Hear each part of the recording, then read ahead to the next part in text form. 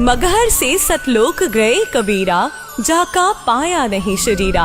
सर्व सृष्टि रचनहार कबीर परमेश्वर जी के 507वें निर्वाण दिवस के उपलक्ष्य में दिनांक 6 से 8 फरवरी 2025 को नेपाल सहित भारत के 11 सतलोक आश्रमों में 3 दिवसीय महासमागम का आयोजन किया जा रहा है।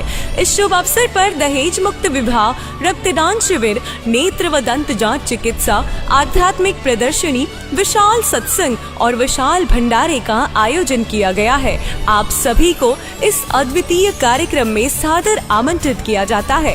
आपसे विनम्र आग्रह है कि अपने परिवार सहित इस कार्यक्रम में पधार कर इस आयोजन की शोभा बढ़ाए और जगत गुरु तत्वदर्शी संत रामपाल जी महाराज जी के सानिध्य में होने वाले इस विशाल सत्संग व अमृतमय भंडारे का आनंद प्राप्त करें। इस भव्य कार्यक्रम का आयोजन सभी सतलोक आश्रमों में किया जाएगा। इस कार्यक्रम का सीधा प्रसारण सतलोक आश्रम श्री धनाना धाम, तहसील गोहाना, जिला सोनीपत, हरियाणा से आप 8 फरवरी 2025 को सुबह 9:10 से साधना टीवी चैनल, संत रामपाल जी महाराज यूट्यूब चैनल और स्पिरिचुअल लीडर संत रामपाल जी पर देख सकते हैं।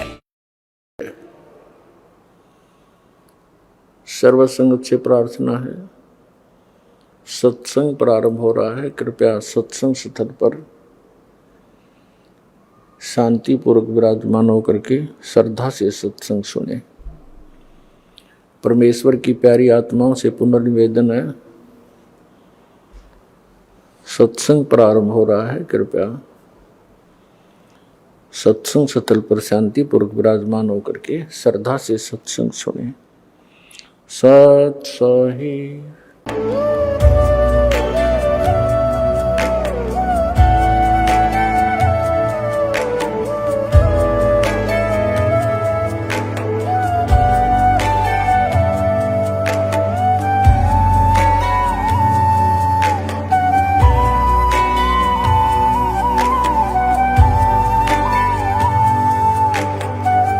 गीता में अर्जुन को स्वयं भगवान कह रहे हैं कि उस परमेश्वर की शरण में जा, उसके लिए उन संतों के पास जा जो तत्वदर्शी हो। इसी प्रकार हजरत मोहम्मद को उनका अल्लाह कह रहा है कि कोई और पूर्ण परमात्मा है, उसको पाने के लिए मगहर से सतलोक गए कबीरा, जाका पाया नहीं शरीरा। सर्व सृष्टि रचनहार कबीर परमेश्वर जी के 507वें निर्वाण दिवस के उपलक्ष्य में दिनांक 6 से 8 फरवरी 2025 को नेपाल सहित भारत के 11 सतलोक आश्रमों में 3 दिवसीय महासमागम का आयोजन किया जा रहा है। इस शुभ अवसर पर दहेज मुक्त विवाह, रक्तदान शिविर, नेत्र व दंत जांच चिकित्सा, आध्यात्मिक प्रदर्शनी, विशाल सत्संग और विशाल भंडारे का आयोजन किया गया है। आप सभी को इस अद्वितीय कार्यक्रम में सादर आमंत्रित किया जाता है। आपसे विनम्र आग्रह है कि अपने परिवार सहित इस कार्यक्रम में पधार कर इस आयोजन की शोभा बढ़ाए और जगत गुरु तत्वदर्शी संत रामपाल जी महाराज जी के सानिध्य में होने वाले इस विशाल सत्संग व अमृतमय भंडारे का आनंद प्राप्त करें। इस भव्य कार्यक्रम का आयोजन सभी सतलोक आश्रमों में किया जाएगा। इस कार्यक्रम का सीधा प्रसारण सतलोक आश्रम श्री धनाना धाम, तहसील गोहाना, जिला सोनीपत, हरियाणा से आप 8 फरवरी 2025 को सुबह 9:10 से साधना टीवी चैनल, संत रामपाल जी महाराज यूट्यूब चैनल और स्पिरिचुअल लीडर संत रामपाल जी पर देख सकते हैं। सतगुरुदेव की जय। सर्व संगत से प्रार्थना है, सत्संग प्रारंभ हो रहा है। कृपया सत्संग स्थल पर शांति पूर्वक विराजमान होकर के श्रद्धा से सत्संग सुने। परमेश्वर की प्यारी आत्माओं से पुनर्निवेदन है, सत्संग प्रारंभ हो रहा है। कृपया सत्संग स्थल पर शांति पूर्वक विराजमान होकर के श्रद्धा से सत्संग सुने। सत सही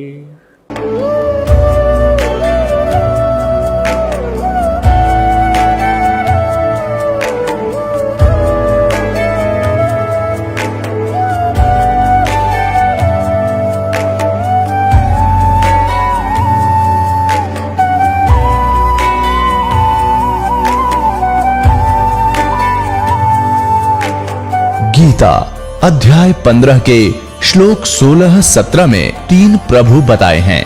ये 3 प्रभु कौन हैं? किस प्रभु की शरण में जाने के पश्चात जन्म और मरण समाप्त हो सकता है? 3 प्रभुओं में सबसे उत्तम परमात्मा कौन है? कैसा है? उसका क्या नाम है? इन सभी गूढ़ रहस्यों को जानने के लिए अवश्य सुनिए जगत गुरु तत्वदर्शी संत रामपाल जी महाराज के अमृत वचन। जिस दुनिया में हम रहते हैं यहाँ अनेक धर्म हैं और प्रत्येक धर्म में कई धार्मिक मान्यताएं प्रचलित हैं। इसलिए यह तय कर पाना मुश्किल हो जाता है कि पूजा का सही तरीका क्या है। पूजनीय भगवान कौन है? प्रत्येक भक्त की पूजा का उद्देश्य सांसारिक लाभ, सुख, समृद्धि और मोक्ष प्राप्ति के लिए अपने इष्ट भगवान या देवी को प्रसन्न करना है और उनका आशीर्वाद लेना है। अगर हम देवी सरस्वती की पूजा करने की बात करते हैं तो आमतौर पर भक्त अधिक ज्ञान और बुद्धि प्राप्त करने के लिए उनकी पूजा करते हैं। लेकिन क्या वास्तव में उनकी पूजा करने से ज्ञान और बुद्धि की प्राप्ति होती है? आइए जानते हैं। सवाल नंबर 1, बसंत पंचमी क्यों मनाई जाती है और देवी सरस्वती की पूजा कब और क्यों की जाती है? हिंदू धर्म में ब्रह्मा, विष्णु, महेश, दुर्गा, गणेश के अलावा अनेक देवी देवताओं की पूजा की जाती है, जिनमें से एक हैं देवी सरस्वती। हिंदू पंचांग के अनुसार हर साल माघ महीने के शुक्ल पक्ष की पंचमी तिथि को बसंत पंचमी मनाई जाती है। इस दिन हिंदू धर्म के श्रद्धालुओं द्वारा देवी सरस्वती की पूजा की जाती है। वहीं लोक मान्यताओं अनुसार हिंदू समाज द्वारा देवी सरस्वती को ज्ञान और विद्या की देवी के रूप में पूजा जाता है। साथ ही हिंदू पौराणिक कथाओं के अनुसार माना जाता है कि बसंत पंचमी के दिन ही देवी सरस्वती का आविर्भाव यानी जन्म हुआ था। इसलिए बसंत पंचमी के दिन को सरस्वती पूजन के रूप में भी मनाया जाता है। हिंदू धर्म में प्रतिवर्ष बसंत पंचमी के दिन छात्रों और विद्वानों द्वारा माता सरस्वती की पूजा की जाती है। आमतौर पर शैक्षणिक संस्थान बसंत पंचमी के त्योहार को सीखने और ज्ञान प्राप्त करने के लिए बड़े उत्साह और उल्लास के साथ मनाते हैं। इसलिए वे इस दिन सरस्वती वंदना करते हैं और कुछ मंत्र का जाप करते हैं। लेकिन शास्त्र विरुद्ध होने से ये क्रिया पूर्णतः व्यर्थ है। सवाल नंबर 2, देवी सरस्वती को ब्रह्मा जी की पत्नी बताया जाता है और कुछ लोग उन्हें ब्रह्मा जी की पुत्री बताते हैं। तो देवी सरस्वती भगवान ब्रह्मा जी पुत्री हैं या पत्नी? स्पष्ट कीजिए। देवी सरस्वती के संबंध में अनेक लोक कथाएं विद्यमान हैं, जिनमें से एक मान्यता है कि सरस्वती जी का जन्म श्री ब्रह्मा जी के मुख से हुआ और कुछ मान्यताओं अनुसार उन्हें देवी दुर्गा के शरीर से प्रकट हुआ माना जाता है। तो वहीं हिंदू धर्म में प्रचलित दंत कथाओं के अनुसार देवी सरस्वती और देवी सावित्री को एक ही माना जाता है। यहाँ तक मान्यता फैली हुई है कि देवी सरस्वती भगवान ब्रह्मा की पत्नी है। लेकिन सच्चाई तो यह है कि देवी सावित्री श्री ब्रह्मा जी की पत्नी है और देवी सरस्वती भगवान ब्रह्मा की बेटी है। क्योंकि श्रीमद् भागवत महापुराण के 3 स्कंध अध्याय 12 श्लोक 28 में स्पष्ट लिखा है कि ब्रह्मा जी अपनी कन्या यानी पुत्री सरस्वती पर काम मोहित हो गए थे। वहीं संत गरीबदास जी कृत अमर ग्रंथ साहिब के अध्याय अत आदि पुराण पेज नंबर 371 पर लिखा है, ऐसे है त्रिपुरारी ब्रह्मा जिनके लगा दिए तन कर्मा, एक समय पुत्री पिपासा सो तो गई पुरुष की आशा, भोग संयोग पुरुष परवाना सुनो सरस्वती आत्म ज्ञाना, फूलमाला और हार सिंगारा गई सरस्वती ब्रह्मा दरबारा, आगे ब्रह्मा बैठे सुर सिद्ध साधम ज्ञान ध्यान और कथा संवादम, ओही ब्रह्मा जिन दर्श दिखाया ओहे ब्रह्मा घेरा योग माया, सुर नर मुनि जन गंधर्व ज्ञानी ब्रह्मा विष्णु महेश्वर दानी, इंद्र कुबेर वरुण धर्मराया किया चरित्र योग जुमाया, मार्कंडे लोम महर्षि बीना कागभूषण नारद परवीना, वशिष्ठ विश्वामित्र और दुर्वासा पाराशर पिपलादिक दासा, सनक सनंदन सनातन संत कुमारा बैठे मजलिस बीच मजारा, बना सरस्वती कमल शरीरा ब्रह्मा का मन डल क्या जो नीरा, ब्रह्मा बात भरी मुस्काई शिव को तो सिर थाप लगाई, पंचमुखी त्रिपुरारी ब्रह्मा जाको बिगड़त लग्या नलेमा, दई चक्कर में ब्रह्मा आए, शिव को ज्ञान आदि समझाए। छोड़ छोड़ ब्रह्मा तू देखा, मानो हमरा वचन स्नेहा। ब्रह्मा योग दान में आए, दे अनित करी पद पाए। योग दान से धरे शरीरा, ब्रह्मा ज्ञान दान गंभीरा। ब्रह्मा दे नहीं जो त्यागा, जाता ज्ञान दान वैरागा। धन धन ब्रह्मा वेद उचारी, योग और यज्ञ ओम वर्तधारी। अर्थात एक दिन श्री ब्रह्मा जी के दरबार में नौजवान देवता ज्ञान सुनने के लिए उपस्थित थे। श्री ब्रह्मा और देवी सावित्री की बेटी देवी सरस्वती को उनकी सहेलियों देवस्त्रियों ने शादी करने के लिए प्रेरित किया और उन्होंने कहा कि आज सुअवसर है कि आपके पिता के दरबार में सर्वदेव मौजूद हैं, अपना पति चुन ले। अपने लिए पति चुनने की इच्छा से देवी सरस्वती हार श्रृंगार करके सुंदर वस्त्र धारण करके श्री ब्रह्मा जी की सभा में आई। उसी समय ब्रह्मा जी ने अपनी बेटी की सुंदरता को देखकर मोहित होकर आसन छोड़कर काम वासना वश होकर सरस्वती को दोनों भुजाओं से पकड़ लिया। काम वासना रूपी विकार वश होकर दुष्कर्म पर उतारू हुआ ही था कि इतने में भगवान शिव ने वहां प्रकट होकर ब्रह्मा जी के सिर पर थप्पड़ मारा और कहा कि क्या कर रहे हो। ब्रह्मा जी को अपनी गलती का एहसास हुआ। भगवान ब्रह्मा ने जल्द ही अपना शरीर त्याग दिया।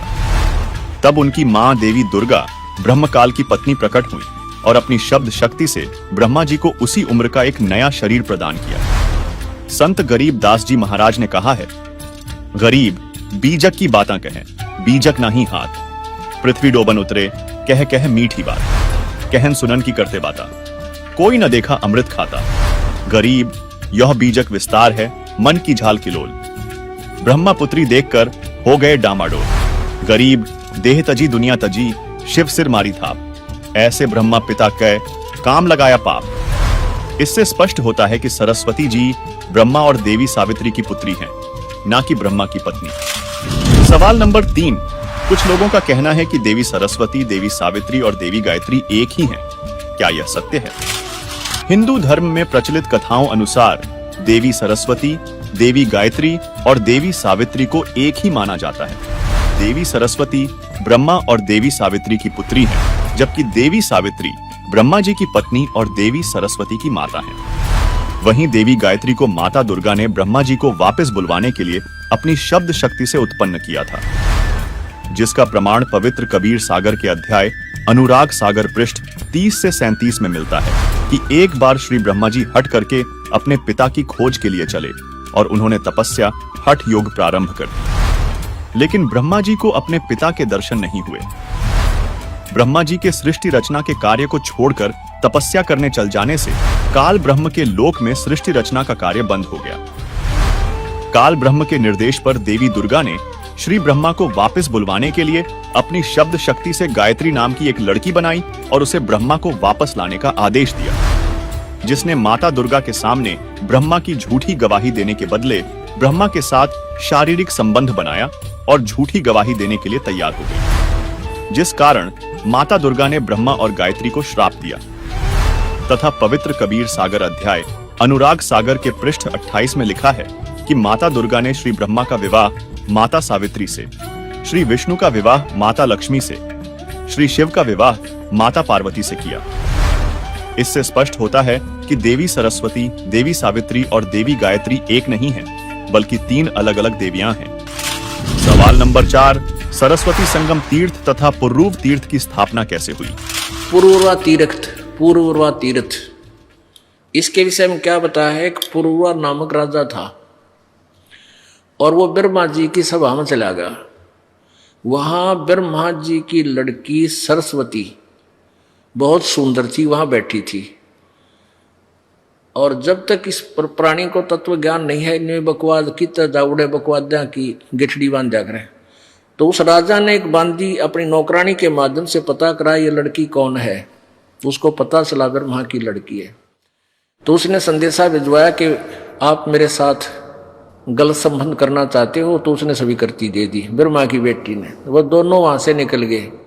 कोई 1000 वर्षों तक एक नदरिया के ऊपर किनारे पर वो बकवाद करते रहे। एक दिन ब्रह्मा जी ने देख लिया, ब्रह्मा जी ने श्राप दे दिया और वो वहां फिर कहते वाह लड़की थी ना, उसकी बात तो बोला दरिया बन गई, नहर में पानी बन गया, कर्म ठोको, और दरिया में डूब कर मर गई होगी शर्म की मारी। और फिर पूर्वा ऋषि ने वहां बैठकर तपस्या की। वो तपस्या क्या करता होगा, उसके वियोग में बकवाद्य घड़ी होगी उसने, तो कहते वहां जाने पर सब दुख दूर हो जाते हैं। उनकी कथा सुनते ही पाप लगे, तुम दुख दूर की बात करते हो इसे पापियों की। अच्छा गजब हो गया। आप थोड़ी सी झलक दिखाता हूं, देखो ये है ब्रह्म पुराण। ब्रह्म पुराण केवल हिंदी गीता प्रेस गोरखपुर से प्रकाशित है। ये गीता प्रेस गोरखपुर से प्रकाशित है। ये वही गोविंद भवन कार्यालय कोलकाता का संस्थान। अब इसके 172 पृष्ठ पे संक्षिप्त ब्रह्म पुराण। ब्रह्मा जी कहते हैं, आगे देखो, उससे आगे पुरूर्वस नामक तीर्थ है। उसके दर्शन की बात तो यह है कि स्मरण मात्र से पापों का नाश हो जाता है। बहुत थारा गधे हो गया, लेकिन उसका उस तीर्थ को याद कर लें तब भी पाप नाश हो जाते हैं। एक समय राजा पुरूर्वा ब्रह्मा जी की सभा में गए। वहां देव नदी सरस्वती ब्रह्मा जी के पास बैठी हंस रही थी। वह रूपवती देवी को देखकर राजा ने उर्वशी से पूछा, ब्रह्मा जी के पास यह रूपवती साध्वी स्त्री कौन है? यह तो सबसे सुंदर युवती है और अपने सौंदर्य के प्रकाश से इस सभा को उद्दीत कर रही है। उर्वशी ने कहा, ये कल्याणमयी ब्रह्मा कुमारी देव नदी सरस्वती है। दर्शकों, इससे भी स्पष्ट है कि देवी सरस्वती और देवी सावित्री दो अलग अलग देवियां हैं तथा देवी सरस्वती श्री ब्रह्मा व देवी सावित्री की पुत्री हैं, न कि ब्रह्मा की पत्नी। चलिए इस प्रसंग को आगे देखते हैं। ये कल्याणमयी ब्रह्मा कुमारी देव नदी सरस्वती है। ये प्रतिदिन आती जाती रहती है। यह सुनकर राजा को बड़ा विस्मय हुआ। उन्होंने उर्वशी से कहा, इसको मेरे पास बुलाओ। उर्वशी ने जाकर राजा का संदेश सुनाया। सरस्वती ने स्वीकार कर लिया तथा अपनी प्रतिज्ञा के अनुसार वह पुरूर्वा के पास आई। राजा ने सरस्वती नदी के तट पर उसके साथ अनेक वर्षों तक विहार किया, मौज मस्ती की। यह देख मैंने, ब्रह्मा जी कह रहे हैं, तब सरस्वती को साप दे दिया। मेरे साप के कारण वह मृत्यु लोक में ही लुप्त हो गई और कहीं दिखाई नहीं देती। जहाँ सरस्वती नदी गंगा में मिली है, वहां पहुंचकर राजा पुरूर्वा ने तपस्या की और महादेव जी की आराधना करके गंगा जी के प्रसाद से संपूर्ण अभीष्ट प्राप्त कर लिया। तब से उस स्थान का नाम पुरूर्वा तीर्थ है। सरस्वती संगम और ब्रह्म तीर्थ पड़ गया। वहाँ सिद्धेश्वर नामक प्रसिद्ध महादेव जी रहते हैं। वह तीर्थ समस्त कामनाओं का देने वाला थोड़ा सरस है। बेकूफ देखिए है, मूर्ख बना रखे।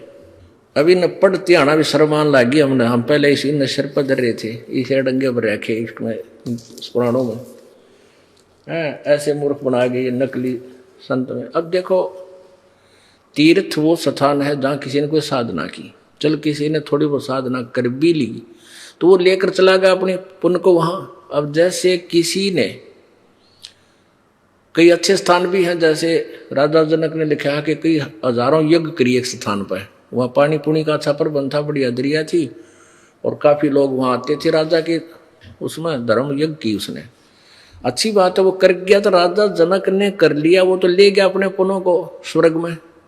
अब वहां उस स्थान पर क्या रह गया? कुछ भी को ना। जैसे किसी ने एक अपने साथ वाले मकान तक एक हमाम दस्ता मांग लिया और उसने क्या किया कि उसमें कुछ अपनी सुगंधित सामग्री कूटी और सामग्री को कूट के उस पोंछ के धो के वो अमाम दस्ता उनका वापस सौंप दिया। अब उस अमाम दस्ते में वो सामग्री सारी निकालने के बाद भी महक रहेगी। वो महक उस कमरे में आ रही है जहां वो हमाम दस्ता रखा था। तो उस परिवार वाले उसमें जाते हैं, कहते हैं मैं किस चीज की आती है? तो उन्होंने देखा हमाम दस्ते में से आ रही है और उनको पता था कि कोई पड़ोसी ले गया था, उसने कोई अपनी सुगंधित सामग्री इसमें कुट्टी छेती है। कुछ दिनों हुआ बिना रही महक भी खत्म होगी उसकी। अब जैसे उस वास्तविक वस्तु का लाभ उठाने के लिए उस पड़ोसी की तरह सामग्री लाओ और कुटो और फिर पूरा लाभ उठाओ। ये वो तीर्थ तो हमाम दस्ता खाली, वहां ऋषि था, वो अपने कूट के बना के भक्ति जो चला गया, उस हमाम दस्ता में के सूंघने जाएंगे, क्या लेंगे। वैसी ही क्रिया आप यहां बरवाड़ा कर लो, यो तीर्थ हमारे लिए, ये साधना हम कर रहे हैं, हमारा ये तीर्थ है। अब देखिएगा श्रीमद् देवी भागवत में बिल्कुल क्लियर कर दिया। अब देखिएगा श्रीमद् देवी भागवत गीता प्रेस गोरखपुर से प्रकाशित है। ये वही है, संपादक हनुमान प्रसाद पोदार, चिमनलाल गोस्वामी। अब बार बार क्यों दिखाना पड़ा कि देखो न सोचे ये नकली छाप रहे हो अपनी, पेटा ना पर विश्वास ना हो बच्चे गए। गीता प्रेस गोरखपुर प्रकाशित है, गोविंद मुनि कार्यालय कोलकाता स्थान। एक बार ये दास वहां नासिक में सत्संग कर रहे थे, नासिक महाराष्ट्र में। वहाँ टेंट ला रखे हम भक्ता ने सत्संग हो रहा है, 2-4 बुढ़े और आगे सत्संग शाम के समय। जब ये दास कहे कि ब्रह्मा विष्णु महेश नासवान है तो न्यू वहाँ खड़े हुए, अब ये कौन आ गया। और फिर दास ये दिखा दे, पहले ये दास ऐसे कर रहा था, नो ऊपर से दिखा दूं था, नो देखो देवी, पहले ऐसे था हमारे पास, ये सिस्टम ऊपर वाला नहीं था, प्रोजेक्टर पाता था कि देखिए ये ऊपर से दिखा के गीता प्रेस गोरखपुर ये नो का नो, और फिर अंदर चला जाता था जहां हमने प्रकरण दिखाना है। तो वो बूढ़े नो कहे आपस में, ये षड्यंत्रकारी है, ऊपर जल्द जल्द अपनी बना रहा है, दिखा अंदर तना दिखाता। कुदरती फिर मेरे याद आ गई, वो स्वाभाविक, वहाँ हमारे भगत तो रहते ही थे, बैठते थे उनके साथ, हमारे भक्त यहाँ से। तो फिर जब मैंने ये अंदर से भी दिखाया ना, ये हनुमान प्रसाद पोदार, चिमनलाल गोस्वामी, बूढ़े न्यू करे, ये तो वही है जो हम क्या करते हैं डेली, वही है। अपनी में देखांगे जाकर, यानी फिर भी पेटा ना भरा कि हम अपने वाले पृष्ठ नोट करें, सकंद नोट करें। अगले दिन वो सारे न्यू के न्यू पाए, बूढ़े ढीले हो गए। फिर अब देखिएगा, आपको दिखाते हैं, निचोड़ कर रखा है इन्होंने भी सच्चाई जो परमात्मा बताते हैं, इन्होंने सारे डले डुबा कर लास्ट में कहनी पड़ी हुआ, लेकिन उसका किसी का असर नहीं, स्वयं भी असर नहीं। उनका जो लेखक है Vyas ji is the writer of Puran and Ved and Gita ji, ये इनका राइटर है, लेखक है, लेकिन असर इसका भी कोई ना। इसमें निशान ला रखे हैं, ये वही है। ये है 6ठा स्कंद और पृष्ठ नंबर 416 पे श्री संक्षिव देवी भागवत। व्यास जी कहते हैं, अब व्यास जी कहते हैं, यहां बताते हैं, बद्रिक आश्रम अत्यंत पवित्र स्थान है, यह बात सर्वत्र प्रसिद्ध है। इसी स्थान पर रहकर नर और नारायण नामक 2 मुनियों ने कठोर तपस्या की। वामनाश्रम और सत्योपाश्रम भी प्रसिद्ध हैं। जो मुनि जहाँ रहकर तपस्या कर चुके हैं वह स्थान उन्हीं के नाम से प्रसिद्ध हुआ। अब पता लगा ना तीर्थ किसे कहते हैं। राजन, इस प्रकार असंख्य पवित्र स्थान भूमंडल पर हैं। मुनियों ने इन सब को अत्यंत पावन बतलाया है। भूपते इन स्थानों में प्राय सर्वत्र भगवती जगदम्बा के मंदिर हैं। कुछ ऐसे तीर्थ भी हैं जिनका नियमतः दर्शन कर लेने से पापों का उच्छेद हो जाता है। ये भी नशे बोला था करा व्यास जी भी, आगे देखियो, खुद कह रहा है कि इनके दर्शन कर ले, इन नियमित दर्शन कर लेने से पापों का उच्छेद हो जाता है। उन तीर्थों का प्रसंग आगे चलकर वर्णन करूंगा, आगे देखो। और फिर क्या है 417 पृष्ठ पे क्या कह रहा है, राजन यह निश्चित है कि तीर्थ देह संबंधी मैल को धोकर साफ कर देते हैं, किंतु मन के मैल धो देने के लिए उनमें शक्ति नहीं है। वाह भाई वाह। चित्त शुद्ध तीर्थ गंगा आदि तीर्थों से भी अधिक पवित्र माना जाता है। ये चित्त शुद्ध तीर्थ, ये सत्संग है परम संत का। यदि भाग्यवश चित्त चित्तशुद्धि तीर्थ सुलभ हो जाए तो मानसिक मल के धुल जाने में कोई संदेह नहीं। परंतु राजन, इस चित्तशुद्धि तीर्थ को प्राप्त करने के लिए ज्ञानी पुरुषों के सत्संग की विशेष आवश्यकता है। वेद शास्त्र व्रत तप यज्ञ और दान से चित्तशुद्धि तीर्थ का प्राप्त होना बहुत कठिन है। वशिष्ठ जी ब्रह्मा के पुत्र थे। उन्होंने वेद और विद्या का सम्यक प्रकार से अध्ययन किया था। गंगा के तट पर निवास करते थे। तथापि द्वेष के कारण विश्वामित्र के साथ उनका वैमनस्य हो गया, बैर हो गया, और दोनों ने परस्पर शाप दे दिया और उनमें भयंकर युद्ध होने लगा।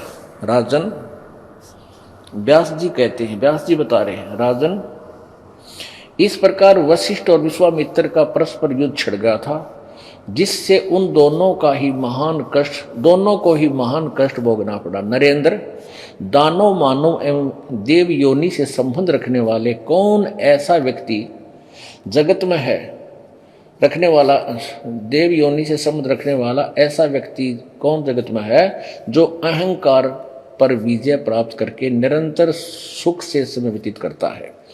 इससे सिद्ध हो रहा है कि श्रेष्ठ पुरुषों के लिए भी चित्त का शुद्ध होना बड़ा कठिन है। अतः सम्यक प्रकार से चित्त को शुद्ध कर लेना ही परम आवश्यक है। अन्यथा तीर्थ, सत्य, दान तथा धर्म के जितने साधन है वे सब के सब कोई विशेष प्रयोजन सिद्ध नहीं कर सकते। अब कितना क्लियर हो गया। अब आखिर में व्यास जी ये कहना चाहते हैं कि चित्तशुद्धि तीर्थ यानी परम संतों का सत्संग, परम संत का सत्संग ये मिलना चाहिए जो मन के महल न धो दे।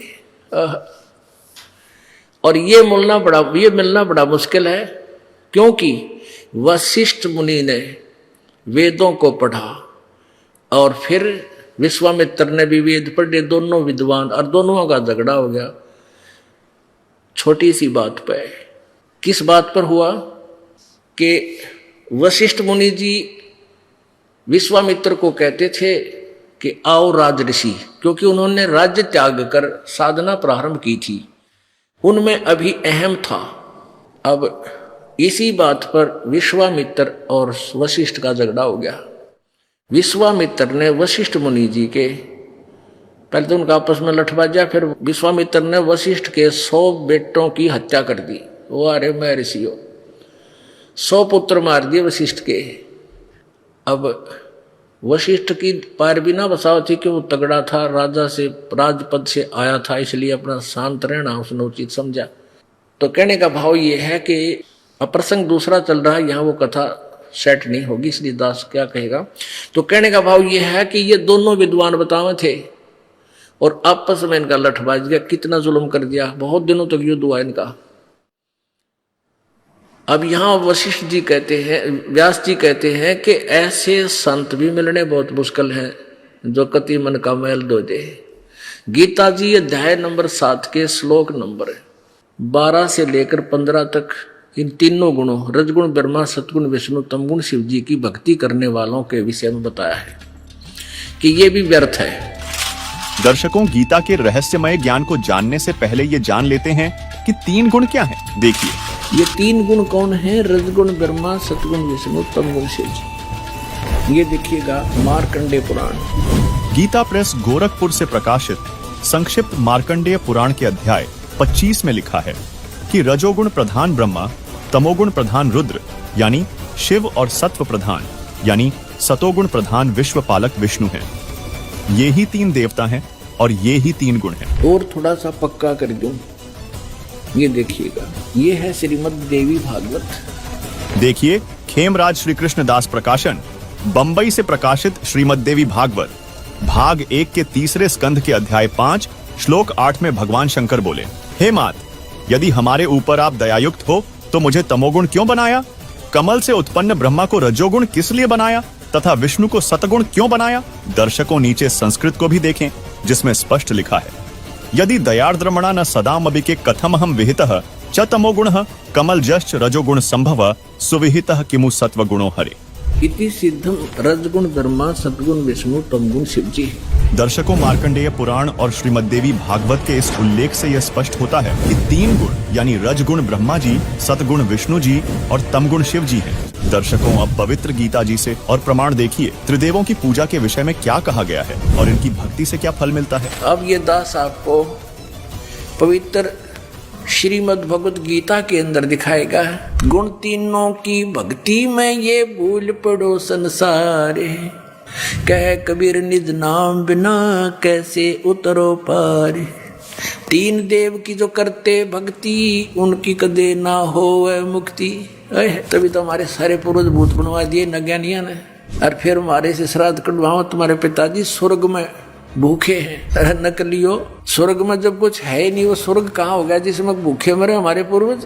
बोला स्वर्ग भेज दिए, गति कर दी उनकी, सारे क्रियाक्रम करे पाछे, और फिर न कहो भूखे हैं उनको ये दान करो। किसा मूर्ख बना रखा था इन्हें। अब ये देखिएगा श्रीमद् भगवत गीता अध्याय नंबर 7 का जयदयाल गोविंद का इसके अनुवादक हैं, गीता प्रेस गोरखपुर से ये छपी है।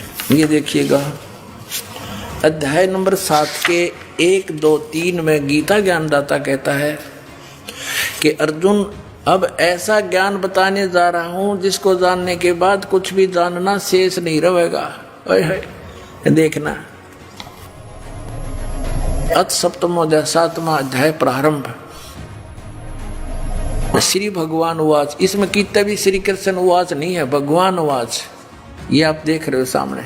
अरे कृष्ण जी ने बोली, हे पार्थ, अनन्य प्रेम से मुझ में आसक्त चित्त मेरे प्राण होकर तथा अनन्य भाव से मेरे प्राण होकर योग में लगा हुआ, जिस प्रकार से संपूर्ण विभूति बल ऐश्वर्य आदि गुणों से संपन्न सबके आत्म रूप मुझको संशय रहित जानेगा, उसको सुन। कहते तुम मुझे अच्छी तरह समझ जाएगा, वो ज्ञान बताता हूं। साथ में देगा दूसरा श्लोक, मैं तेरे लिए इस विज्ञान से तत्व ज्ञान को संपूर्णता कहूंगा, जिसको जानकर संसार में फिर कुछ भी जानने योग्य शेष नहीं रह जाता। अध्याय नंबर 7 के और श्लोक नंबर 12 पे, क्योंकि ताजा ताजा सिद्ध हुआ है कि रजगुण ब्रह्मा है, सतगुण विष्णु, तमगुण शिव जी, ये याद रखना। अब ये गीता ज्ञान दाता ब्रह्म है, काल है, और ये कह रहा है कि और भी जो सतगुण से उत्पन्न होने वाले भाव हैं, सतोगुण यानी विष्णु से सतिथि, और जो रजगुण से तथा तमगुण से, रजगुण ब्रह्मा जी से उत्पत्ति, तमोगुण से संहार शंकर जी से, तमगुण शंकर से संहार होने वाले भाव हैं, उन सबको मुझसे ही होने वाले हैं ऐसा जान, परंतु वास्तव में उनमें मैं और वे मुझ में नहीं है।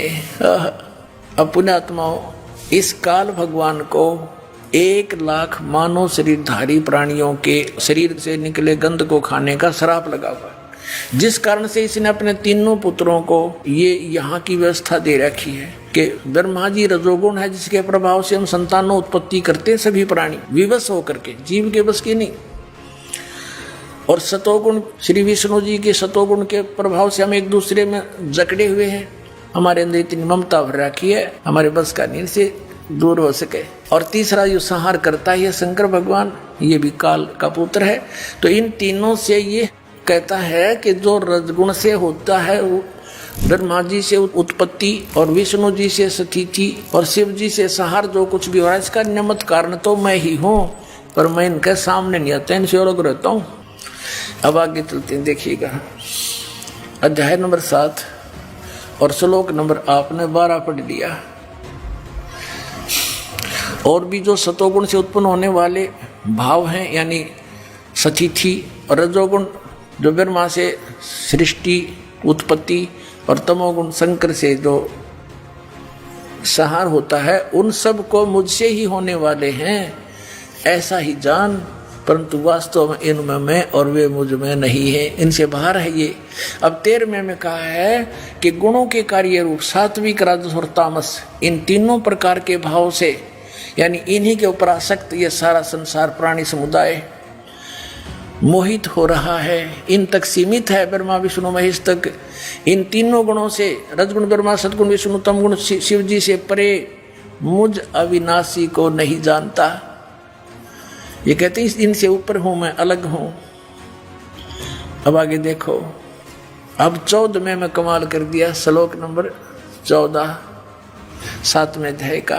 क्योंकि यह अलौकिक अर्थात अति अद्भुत त्रिगुणमयी मेरी माया, रजगुण ब्रह्मा, सतगुण विष्णु, तमगुण शिव जी के द्वारा फैलाया गया ये जाल, ये बड़ी दुस्तर है, बड़ा खतरनाक है।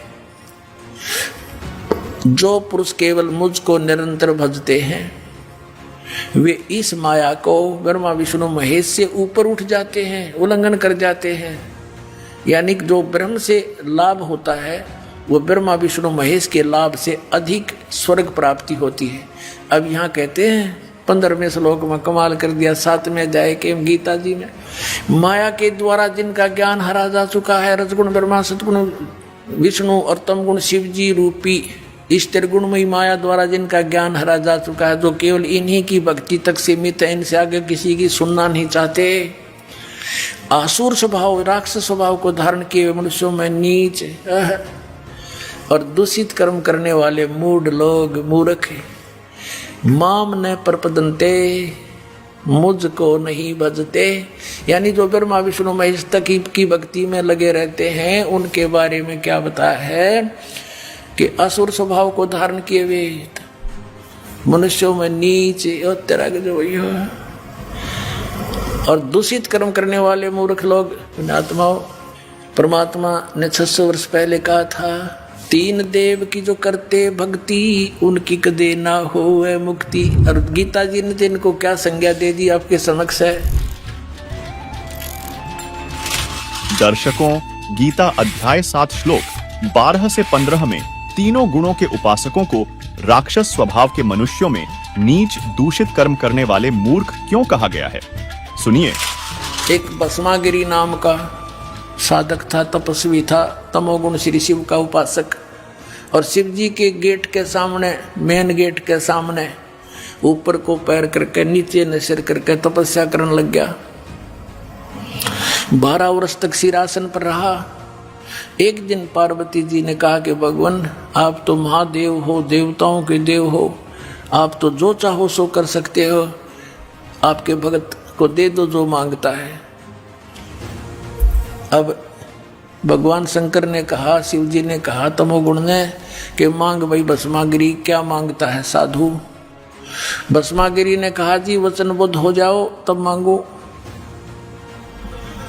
भगवान शिव ने कहा ठीक है भाई मैं वचनबद्ध हो गया, प्रतिज्ञा करता हूं तू मांगेगा वही दे दूंगा, वचन है मेरा।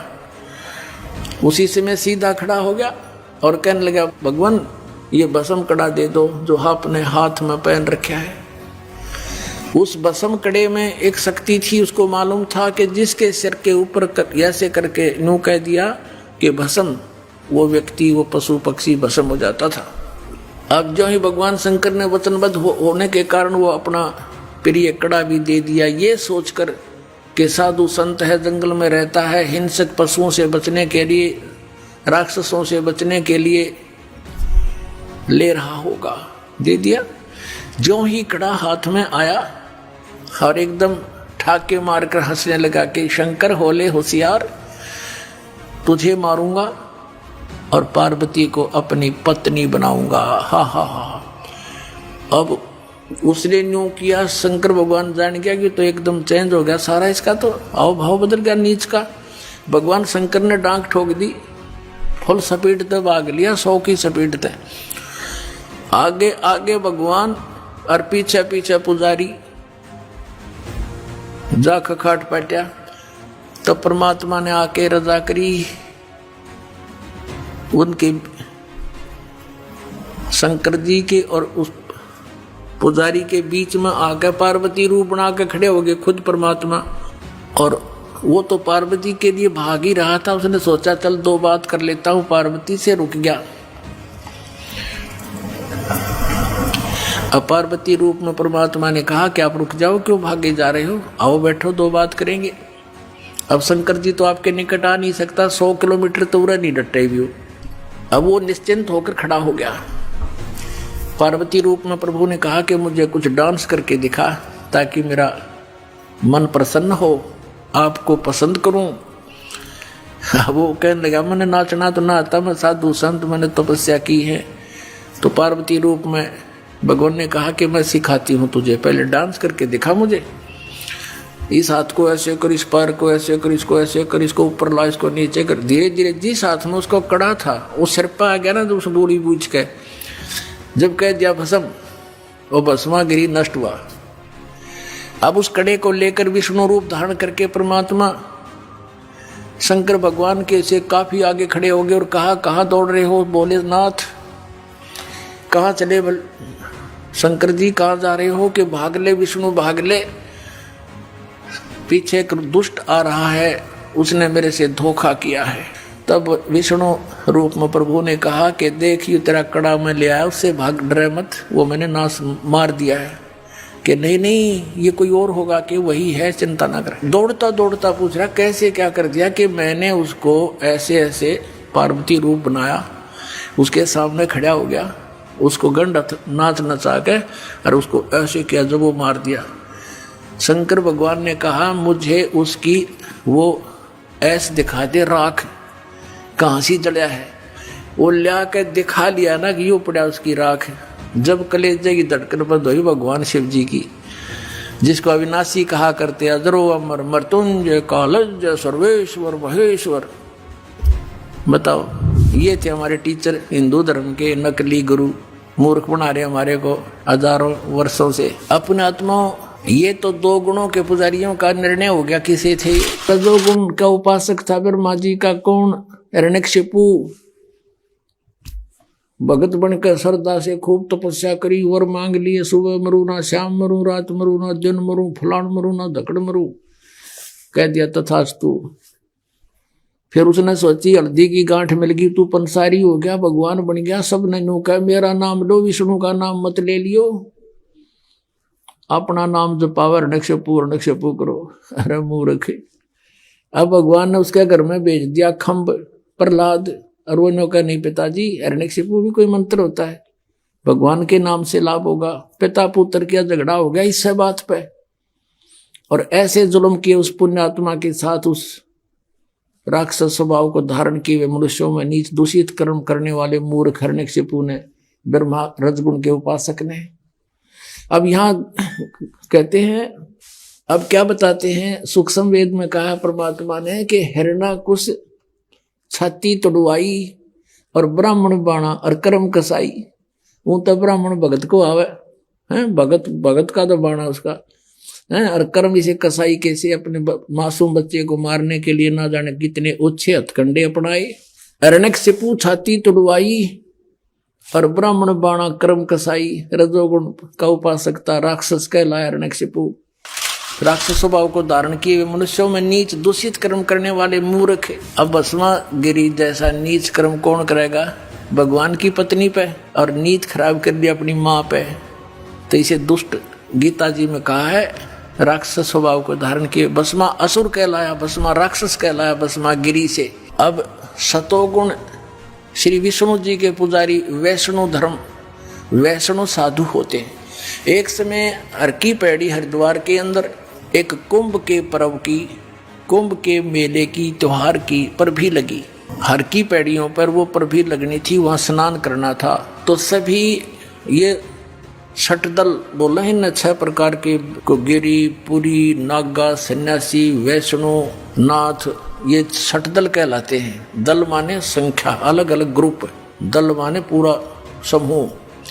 तो ये सब षटदल अपने अपने स्थान पर, अपने अपने डेरों में, अपने अपने ग्रुप में, गिरियों में गिरी, पुरियों में पुरी, सन्यासियों में सन्यासी, नागाओं में नागा, वैष्णों में वैष्णो साधु जा करके अपने ग्रुप में वहाँ हरिद्वार में इकट्ठे हो गए। ये ऐसा ही करते हैं।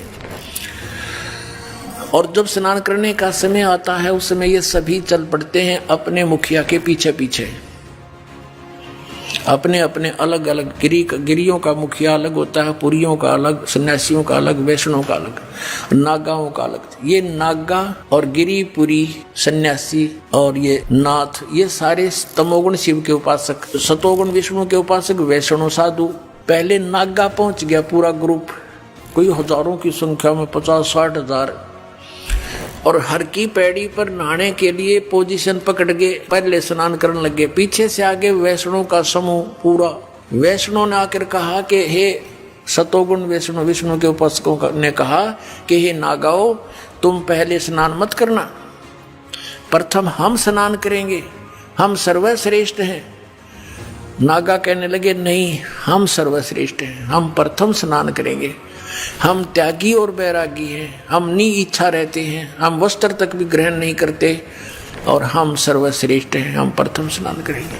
अब वैष्णव साधु कहने लगे वो संत कि तुम काहे के श्रेष्ठ हो, हैं? तुम नंगे फिरते हो पशु की तरह, राख लपेटे रहते हो, आज तुम नहाने वाले बन गए, शरण फिरो, टट्टी के हाथ भी ना धोते तुम, आज प्रथम स्नान करने पर तुल गए हो। अब इतनी बात से वो क्षुब्ध हो गए। कौन? नागा। भगवान भूल गए, वो कुंभ का मेला की पर्व भी भूल गए, उल्टे फिर गए एकदम। और उसने उनके बाल पकड़ दिया, उसने उनके गुट्टम गुट्टा, फिर तलवार निकाल लाए, तीर मारे एक दूसरे के, पूरी छुरी घोंप दे, कत्लेआम कर दिया। 25,000 ये त्रिगुण उपासक कटका मर गए वहां हर की पैड़ी हरिद्वार के अंदर। ओए होए।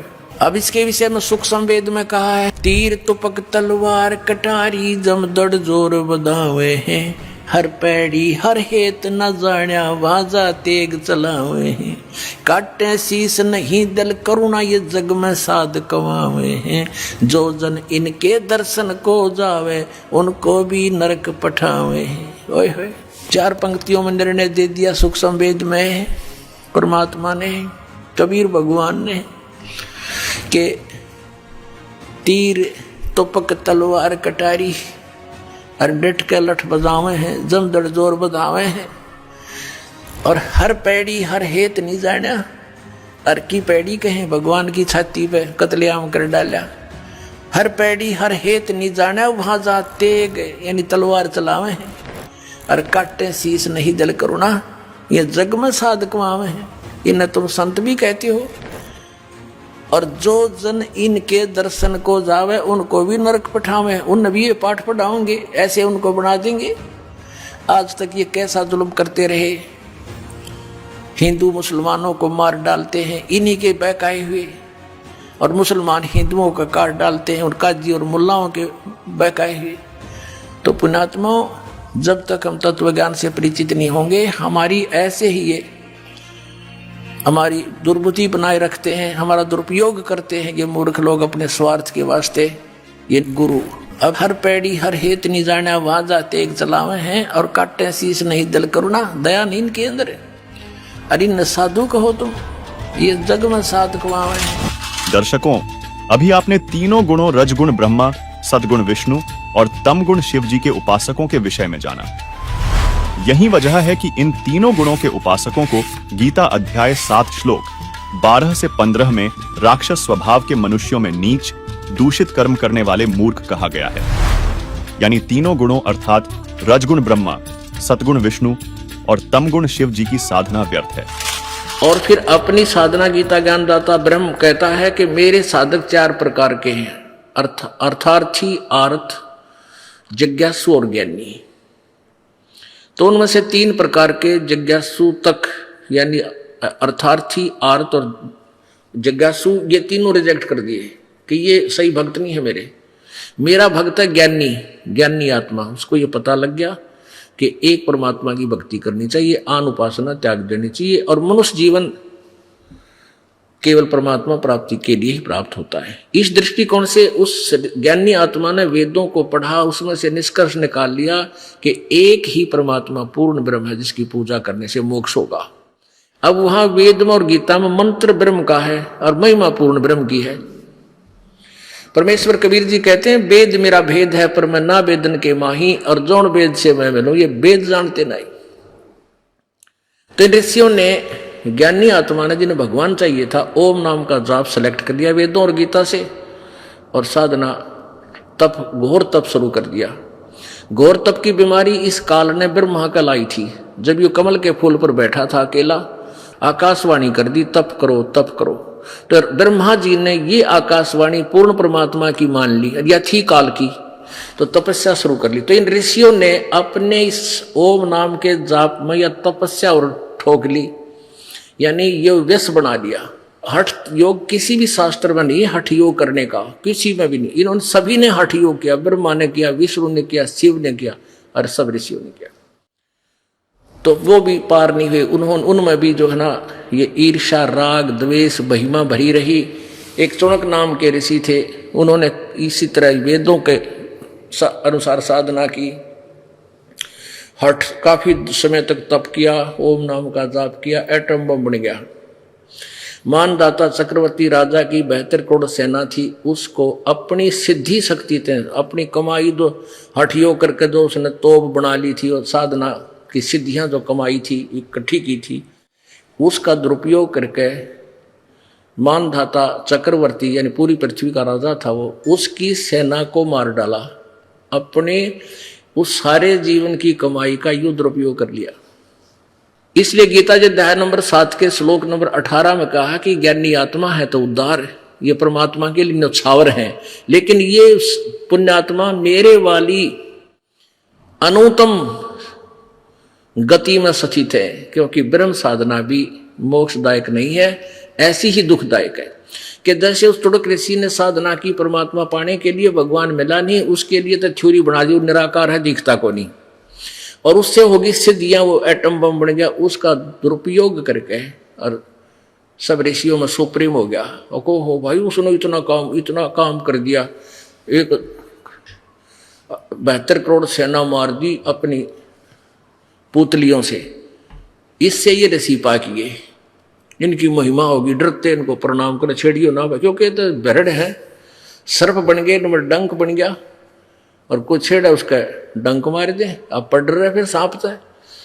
तो परमात्मा कबीर परमेश्वर जी कहते हैं 72 सोनी खा गया वो चुनक ऋषीश्वर एक, दे धारे जोरा फिर ये सभी काल के बेख।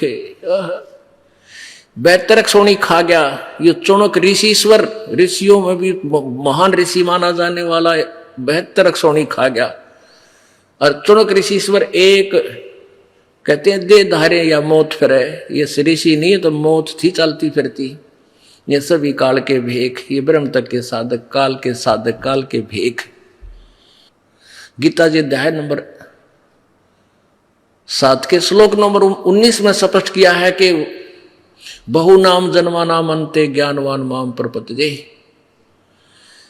और वासुदेव सर्वमिति सहमात्मा सो दुर्लभ है।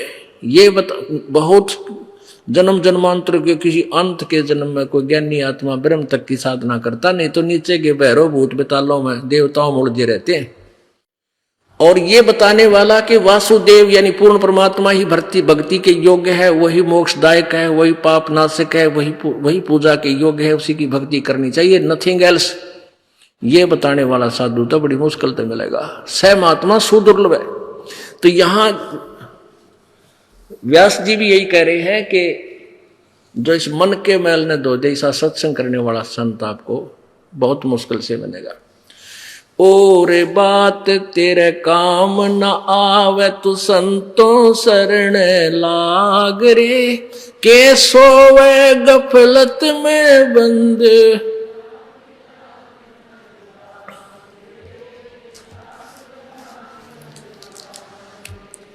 और बात तेरे काम न आवे तू संतों शरण लाग रे, के सोवे गफलत में बंदे। जाग जाग नर जाग रे, भाई इस तन सराय में जीव मुसाफिर, करता रहे दिमाग रे। तन सराय में जीव मुसाफिर, करता रहे दिमाग रे। रात बसेरा कर ले डेरा, चले सवेरा त्याग रे। चले सवेरा त्याग रे। और बात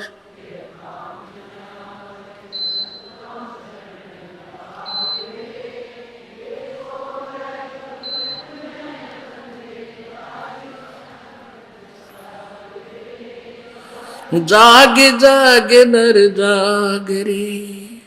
उमदा चोला बण्या अनमोला, लगे दाग पे दाग रे।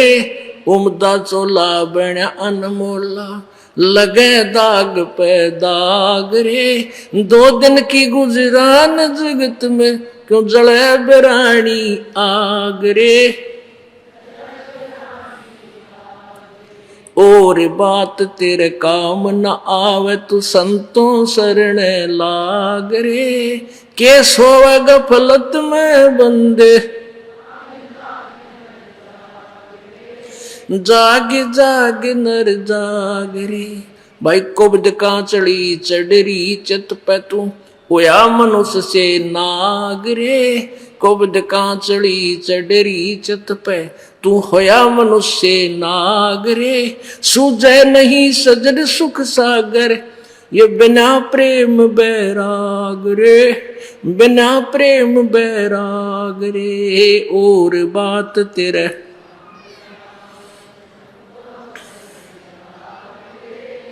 के सोवे गफलत में बंदे, जाग जाग नर जाग रे। जाग जाग नर जाग। भाई हर सुमर सो हंस कवावे, यो कामी क्रोधी काग रे। हर सुमर सो हंस कवावे, यो कामी क्रोधी काग रे।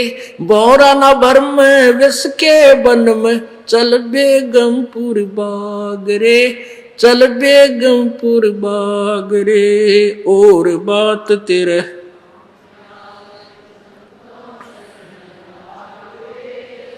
क्या सोवे गफलत में बंदे,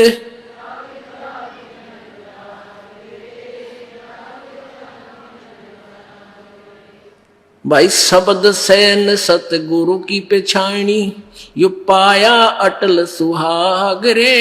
शब्द सैन सतगुरु की पेछाणी, पाया अटल सुहाग रे। नितानंद महबूब गुमानी, परगट्य पूर्ण बाग रे। परगट्य पूर्ण बाग रे। और बात तेरे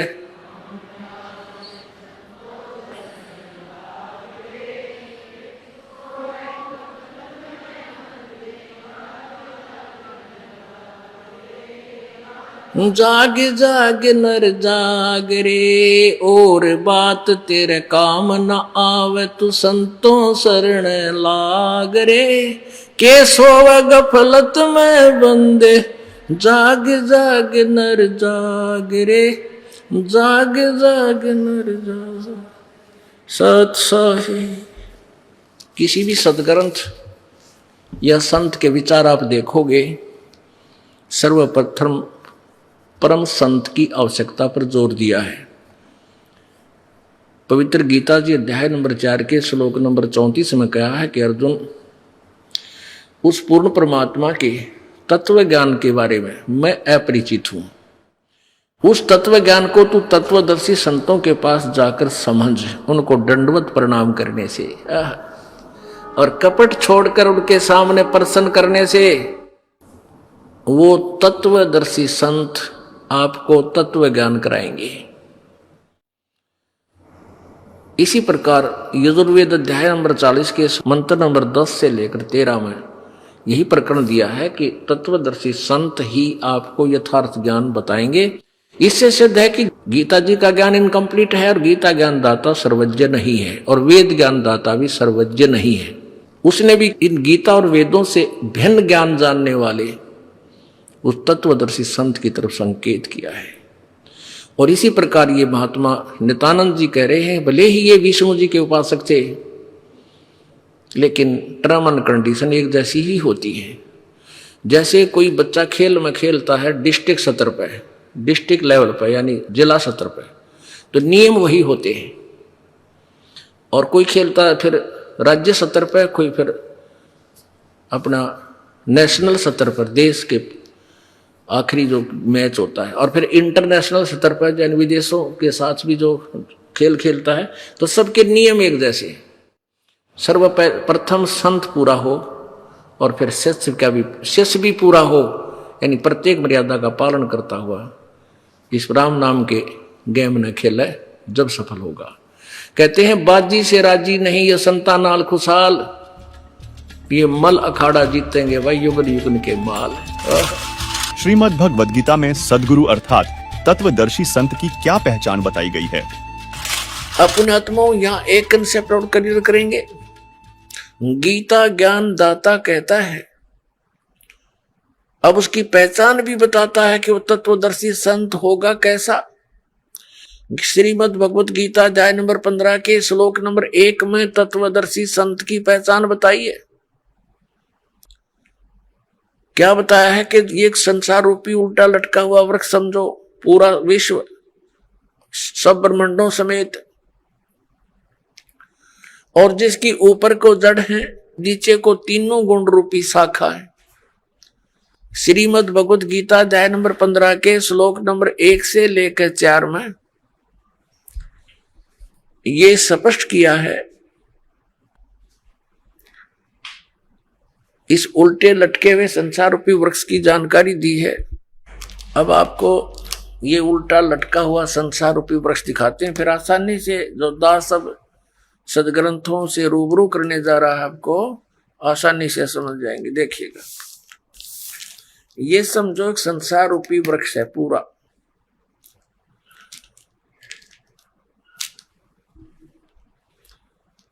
ऊर्ध्व मूलम अधः शाखम। देखिए श्रीमद् भगवत गीता अध्याय नंबर 15 का ये पंचदशो अध्याय यानी 15वां अध्याय, 15वां अध्याय है। ये इसका प्रथम श्लोक है। इसमें कहा कि ऊर्ध्व मूलम अधः शाखम अश्वत्थम प्राहु अव्यम छंदासी यस्य पर्णानि ये तम वेद स वेदवित्। ऊर्ध्व मूलम इसका अर्थ है कि ऊपर को जड़ और नीचे को शाखा। अधः माने नीचे होता है, ये भ्रमित है, इन्होंने गलत कर दिया। अधः माने ब्रह्मा रूप मुख्य शाखा वाले, नहीं। ये दूसरा अध्याय में 15वें अध्याय के दूसरे श्लोक में 2 बार अधः है, अधः अधः। इसका अनुवाद इन्होंने इसके अगले पृष्ठ पे किया है। अधः माने नीचे, अधः माने नीचे, अधः माने नीचे, ऊर्ध्व माने ऊपर, अधः माने नीचे, अधः माने नीचे। तो हम यहाँ इसको शुद्ध कर लेंगे, इन्होंने गड़बड़ कर दी थोड़ी सी, ये बेईमानी करके जान के समझ में ना आई। अब हम फिर 15वें अध्याय के प्रथम मंत्र में फिर आगे हैं। ऊर्ध्व मूलम ऊपर को जड़ और अधः शाखम नीचे को शाखा वाला, अश्वत्थम प्राहु अव्यम ये संसार रूपी पीपल का अविनाशी वृक्ष कहा है। छंदासी यस्य पर्णानि इसके जो पत्ते आदि जो हैं इसके छंद हैं, विभाग हैं, पार्ट हैं। ये तम वेद उन सभी भागों को जो जानता है, तम उन उस अज्ञान अंधकार में छपे हुए उन सब विभागों को जानता है। स वेदवित वह वेद के तात्पर्य को जानने वाला है, अर्थात वो तत्वदर्शी संत है। ये देखिएगा, आदि पुरुष परमेश्वर रूप मूल वाले, ये भाव कहने का ये है कि ऊपर को जो जड़ है ये वाली, ये ऊपर को जो जड़ है ये तो समझो ऊर्ध्व मूलम तो है आदि पुरुष परमेश्वर यानी परम अक्षर ब्रह्म, ये तो है वो सच्चिदानंद घर ब्रह्म समझो, ये जड़ें तो। और ये तना अक्षर पुरुष, ये परम अक्षर पुरुष, ये तना अक्षर पुरुष। ये देखिएगा, ये पूर्ण ब्रह्म कहो, परमेश्वर कहो, परम अक्षर ब्रह्म कहो या सच्चिदानंद घन ब्रह्म कहो, ये जड़ें हैं। जैसे ये जड़, ओनली जड़, और फिर इसके बाहर जो जमीन से बाहर दिखाई देता है इसको पेड़ बोलते हैं। गीता ज्ञान दाता ने केवल इतना ही कहा कि ऊर्ध्व मूलम ऊपर को जड़ और नीचे को शाखा वाला, ये संसार रूपी पीपल का वृक्ष का है। और जो संत इसके सभी छंद यानी विभागों को जानता है, स वेदविद, वो तत्वदर्शी संत है। परमेश्वर कबीर जी ने 600 वर्ष पहले आकर कहा था, तत्वदर्शी संत की भूमिका बताई थी अपने सच्चिदानंद घन ब्रह्म की वाणी में, अपने मुख कमल से बोलकर। वो ऐसी ही लीला करता है, वेद भी प्रमाण देते। 600 वर्ष पहले लगभग परमात्मा ने बताया था कि अक्षर पुरुष एक पेड़ है जो जमीन से बाहर दिखाई देता, उसको वृक्ष बोलते। अक्षर पुरुष एक वृक्ष है, और सर पुरुष वा की डार, जिसको निरंजन भी कहा है, ज्योति निरंजन। और तीनों देवा, रजगुण ब्रह्मा, सतगुण विष्णु, तम गुण शिव जी, तीनों देवा शाखा हैं और पात रूप संसार। अब गीता ज्ञानदाता कहता है कि जो इस संसार रूपी वृक्ष के, जो ऊपर को जड़ नीचे को शाखा वाला उल्टा लटका संसार रूपी वृक्ष है, जो इसके सभी छंद यानी सभी विभागों को बता देगा, वो तत्वदर्शी संत है, वो वेद के तात्पर्य को जानने वाला है। अब देखिएगा, परमात्मा ने 600 वर्ष पहले बता दिया था कि अक्षर पुरुष एक पेड़ है, ज्योति निरंजन यानी सर पुरुष वा की डार, और तीनों देवा शाखा है, ये पात रूप संसार। अब देखो, परमात्मा ने बताया कबीर अक्षर पुरुष एक पेड़ है, निरंजन वा की डार, इसको सर पुरुष भी कहते हैं, ज्योति निरंजन को। और तीनों देवा, रजगुण ब्रह्मा, सतगुण विष्णु, तम गुण शिव जी रूपी शाखा है, ये पात रूप संसार। ये देखिएगा, ये क्योंकि ये जमीन से, ये प्रोक्ष है, पूर्ण परमात्मा तो गुप्त है। जमीन में जैसे जड़ प्रोक्ष होती है, जमीन में जैसे जड़ प्रोक्ष होती है। अब ये तना, ये अक्षर पुरुष है, अक्षर पुरुष एक पेड़ है, और सर पुरुष वह की डार, ये मोटी डार। सर पुरुष कहो, ज्योति निरंजन कहो, काल ब्रह्म कहो। और तीनों देवा, रजगुण ब्रह्मा, सतगुण विष्णु, तम गुण शिव जी, ये शाखा है। और पात रूप संसार, तो सच्चिदानंद घन ब्रह्म की वाणी में ये कंप्लीट ज्ञान लिखा हुआ है। गीता जी के अध्याय नंबर 4 के श्लोक नंबर 32 का ये निष्कर्ष है कि उस सच्चिदानंद घन ब्रह्म की वाणी में सब साधना यानी धार्मिक अनुष्ठानों की जानकारी बहुत विस्तार के साथ और यथार्थता से दे रखी है। उससे पूछो। और तत्वदर्शी संत की पहचान बता दी कि वो तत्वदर्शी संत बताएंगे तो कैसा होगा वो, जो संसार रूपी वृक्ष के सभी विभागों को बता देगा। स वेदवित, वह वेद के तात्पर्य को जानने वाला है, अर्थात वो तत्वदर्शी संत है। देखना, अब हम पढ़ रहे हैं, इन्हीं की वाणी पढ़ेंगे। आदि पुरुष परमेश्वर मूल वाले, अधः शाखम, नीचे को शाखा, ये गलत अनुवाद किया है, बेईमानी कर रखी है। और संसार रूपी पीपल के वृक्ष को अविनाशी कहते हैं, वेद जिसके पत्ते कहे गए, संतों का अर्थ वेद कर दिया। और उस संसार रूप वृक्ष को जो पुरुष मूल सहित जड़ से लेकर और पत्तों तक, ये समझो, मूल सहित तत्व से जानता है, स वेदवित, स वेदवित, वह वेद के तात्पर्य को जानने वाला है। वो तत्वदर्शी संत है, वो वास्तव में ज्ञानी तत्वदर्शी संत। अब इसको थोड़ा सा और आगे पढ़ेंगे, जैसे इस पुस्तक में आगे देखिए, अध्याय नंबर 15 के श्लोक नंबर, अब एक हमने पढ़ लिया, दूसरा देखो। इसमें लिखा है कि उस संसार रूपी वृक्ष की तीनों गुण रूप ये शाखाएं हैं। विषय पर वाला ये शाखाएं हैं, बस इतना ही लिखना था। नीचे और ऊपर फैली हुई, सर्वत्र नहीं, क्योंकि पृथ्वी लोक पर ये ज्ञान बोला जा रहा था। और श्री ब्रह्मा, श्री विष्णु, श्री रजगुण ब्रह्मा, श्री सतगुण विष्णु, श्री तमगुण शिव जी की जो पहुंच है, रीच है, उनकी जो पहुंच है, जो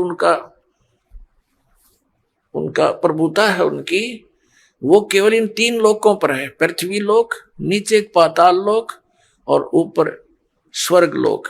इन 3 लोकों पर इनकी प्रभुता है, यहां तक इनकी पहुंच है। ये एक एक विभाग के मंत्री हैं।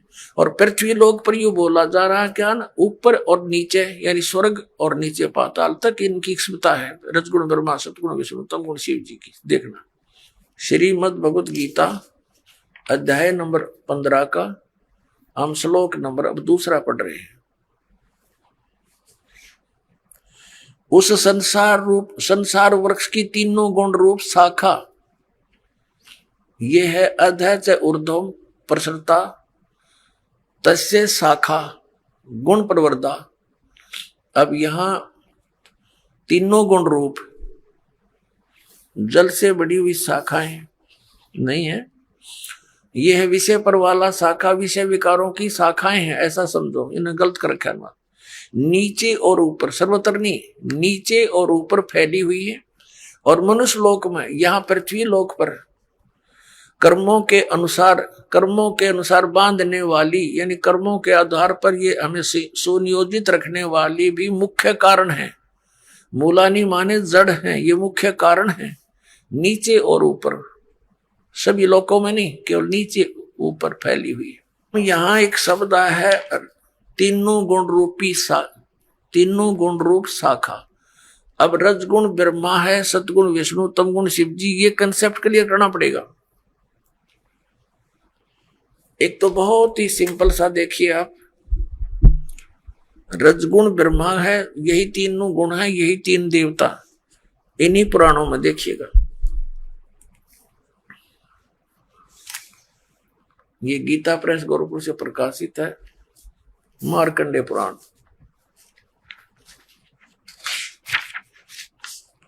ये वही मार्कंडे पुराण है, सचित्र मोटा टाइप। अब ये कहां से छपी है, यहां से देखना। प्रकाशक एवं मुद्रक हैं गीता प्रेस गोरखपुर, गोविंद भवन कार्यालय, कोलकाता का संस्थान। ये इनके फैक्स और फोन नंबर है। इसके 123 नंबर पर आपको दिखाते हैं। संक्षिप्त मार्कंडे पुराण 122 पृष्ठ से शुरू करेंगे। ये मार्कंडे जी बोल रहे हैं, मार्कंडे जी अपना ज्ञान बता रहे हैं, इसके सामने आ जाते हैं। यहां रजोगुण प्रधान ब्रह्मा, तमोगुण प्रधान रुद्र और सत्व प्रधान श्री विश्वपालक विष्णु है। यही 3 देवता हैं और यही 3 गुण हैं। यही 3 देवता हैं, रजगुण ब्रह्मा, सतगुण विष्णु, तमगुण शिव जी। और यही 3 देवता कहो चाहे इनको 3 गुण कहो। वह कंसेप्ट क्लियर। वैसे तो बुद्धिमान को कहते हैं संकेत बहुत होता है, लेकिन फिर भी ये बहुत गहरी जड़ें हैं इस अज्ञान की हमारे अंदर। और प्रमाण देते हैं, देखिएगा। ये है श्रीमद् देवी भागवत हिंदी टीका सहित भाग 1। ये कहां से प्रकाशित है? ये है अथ देवी भागवतम भाषा सभाष्टिकम समातम, खेमरा श्री कृष्ण दास प्रकाशन, मुंबई 4। अब यहां देखना, इसमें संस्कृत भी साथ है, बहुत कमाल है। ये है अथ श्रीमद् देवी भागवते भाषा टीका युक्ते तृतीय स्कंद प्रारंभते। 3रा स्कंद प्रारंभ हुआ। अब इसके 11वें पृष्ठ पर, 3रे स्कंद में 11वां पृष्ठ पर हम अब आ गए हैं। 5वां अध्याय है ये। 5वें अध्याय का 8वां श्लोक है। 7वां समाप्त हुआ, 8वां पढ़ेंगे। भगवान शंकर कह रहे हैं, हे माता, यदि हमारे ऊपर सदा आप दया युक्त हो तो हमको तमोगुण में किस प्रकार प्रदान किया है? ब्रह्मा रजोगुण और हरि सतगुण युक्त किए हैं। क्यों युक्त किए हैं? अब यहां हम हिंदी भी पढ़ेंगे। हिंदी हमने पढ़ ली, संस्कृत पढ़ेंगे। ये 7वां श्लोक समाप्त हुआ, 8वां प्रारंभ हुआ। यदि दया धर्मना न सदाम्बिके कथम अहम, किस प्रकार मैं विहित से बना दिया, उत्पन्न कर दिया तमोगुण। और कमल जय, कमल से उत्पन्न होने वाले ब्रह्मा को रजोगुण संभव है, उसको रजोगुण बना दिया। सुविता किमु सतोगुण हरि, और विष्णु जी को आपने सतोगुण क्यों बना दिया, युक्त क्यों कर दिया। इति सिद्धम रजगुण ब्रह्मा सतगुण विष्णु तम गुण शिव जी। अब हम आते हैं उस पवित्र सदग्रंथ अपनी श्रीमद् भगवद गीता के और श्लोक नंबर 2 पर देख, 15वें अध्याय का 2, अध्याय नंबर 15 का मंत्र नंबर 1 तो हमने पढ़ लिया कि ऊपर को जड़ नीचे को शाखा वाला ये संसार रूपी पीपल का विनाशी वृक्ष कहा गया है। और छंदासी यस्य प्रणानी, उसके सभी भाग पत्ते आदि भाग हैं। यह तम वेद, जो उसको जानता है, स वेदविद, ये हमने सारा पढ़ लिया। आदि पुरुष परमेश्वर तो समझो उसकी जड़ है परम अक्षर ब्रह्म, और अधः माने नीचे है, ये गलत अनुवाद है इनका। अब ये संसार रूपी पीपल के वृक्ष को विनाशी कहते हैं, वेद जिसके पत्ते कहे हैं। और जो इसको जानता है जड़ से लेकर नीचे तक, सवेदविद, वो तत्वदर्शी संत है, वेद के तात्पर्य जानने वाला। अब दूसरे में कहा कि उस संसार वृक्ष की तीनों गुण रूप, रजगुण ब्रह्मा सतगुण विष्णु तम गुण शिव जी,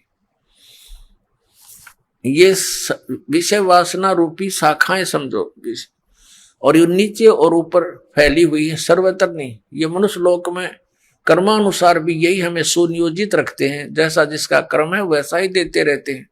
ये यहाँ पर हमें बांधे रखते हैं, बांधने वाले हैं, और नीचे और ऊपर फैली हुई सभी लोगों में नहीं। अब तीसरे में कहा है, इस संसार का स्वरूप जैसा कहा है वैसा यहाँ विचार काल में नहीं पाया जाता। गीता ज्ञानदाता कहता है कि जो मैं तुझे अब गीता का ज्ञान तेरे मेरे विचार काल में, डिस्कशन में, गीता जी के ज्ञान की चर्चा में, इस संसार रूपी वृक्ष का जैसा स्वरूप कहा है वैसा यहाँ विचार काल में, यानी तेरे और मेरे गीता जी के डिस्कशन में मैं नहीं बता पाऊंगा, क्योंकि इसका यहाँ विचार काल में नहीं पाया जाता, क्योंकि न इसका आदि है और न इसका अंत है, कि मुझे इसका कोई ज्ञान नहीं है, तथा न इसकी अच्छी प्रकार सथिति है।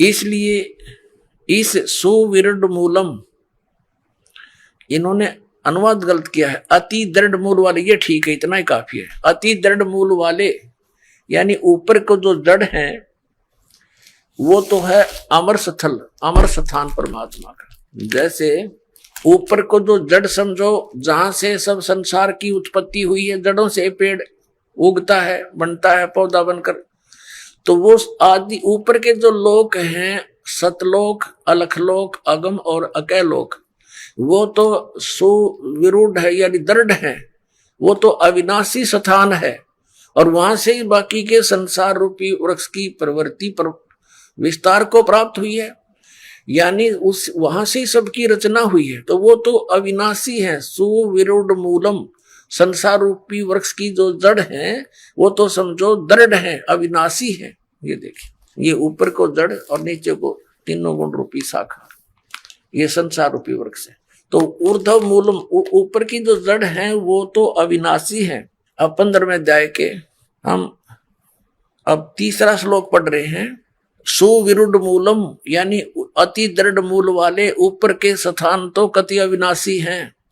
उस संसार रूपी पीपल के वृक्ष को दृढ़ेन माने दृढ़, असंग शस्त्रेण का अर्थ है या तत्व रूपी तत्व ज्ञान रूपी शस्त्र के द्वारा काट कर, इन्होंने वैराग रूप शस्त्र बना दिया इसका, उस क्योंकि तत्व ज्ञान की बात चल रही है, तत्व ज्ञान रूपी शस्त्र द्वारा काट कर, अर्थात उसको अच्छी तरह उस तत्वदर्शी संत से तत्व ज्ञान प्राप्त करके और इसको अच्छी तरह समझकर उसके पश्चात परमेश्वर के उस परम पद की खोज करनी चाहिए। देखना 15वें अध्याय के 4थे श्लोक में, तीसरा हमने पढ़ लिया, अब 4थे पर आ गए। यहां इसका अनुवाद है 4थे।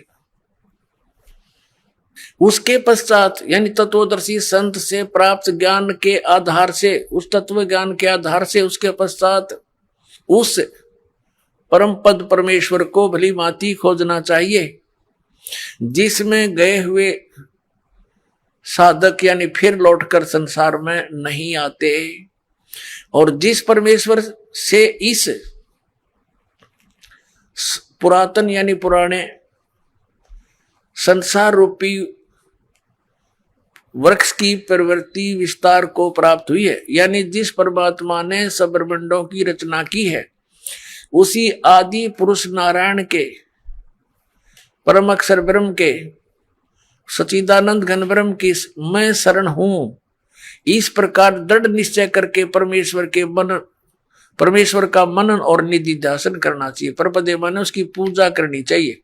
अब श्रीमद् भगवत गीता जी अध्याय नंबर 15 के श्लोक नंबर 1 से 4 में ये स्पष्ट हो गया। एक तत्वदर्शी संत कौन होगा जो ये विभाग बता देगा संसार रूपी वृक्ष की कौन कौन से पार्ट हैं, और फिर बताया उसके पश्चात परमेश्वर के उस परम पद की खोज करनी चाहिए, जहां जाने के बाद साधक फिर लौटकर कभी संसार में नहीं आते।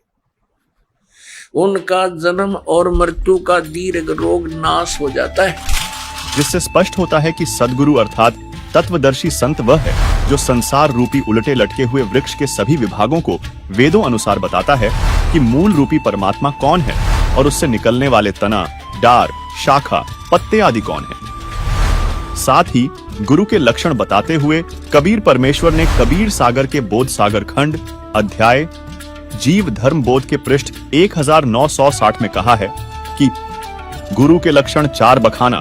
प्रथम वेद शास्त्र का ज्ञाता, दूजे हरि भक्ति मन कर्म बाणी, तीसरे समदृष्टि कर जानी, चौथे वेद विधि सब कर्मा, यह 4 गुरु गुण जानो मर्मा।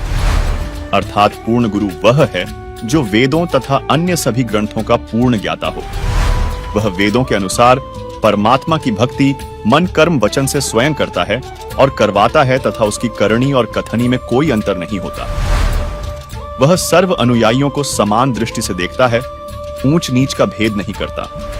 वहीं यजुर्वेद अध्याय 19 मंत्र 25 में लिखा है कि जो संत वेदों के अर्ध वाक्यों अर्थात सांकेतिक शब्दों को पूर्ण करके श्लोक के चौथे भागों को अर्थात आंशिक वाक्यों को स्तोत्रों के रूप में प्राप्त करता है, अर्थात आंशिक विवरण को पूर्ण रूप से समझता और समझाता है, जैसे शस्त्रों को चलाना जानने वाला उन्हें पूर्ण रूप से प्रयोग करता है।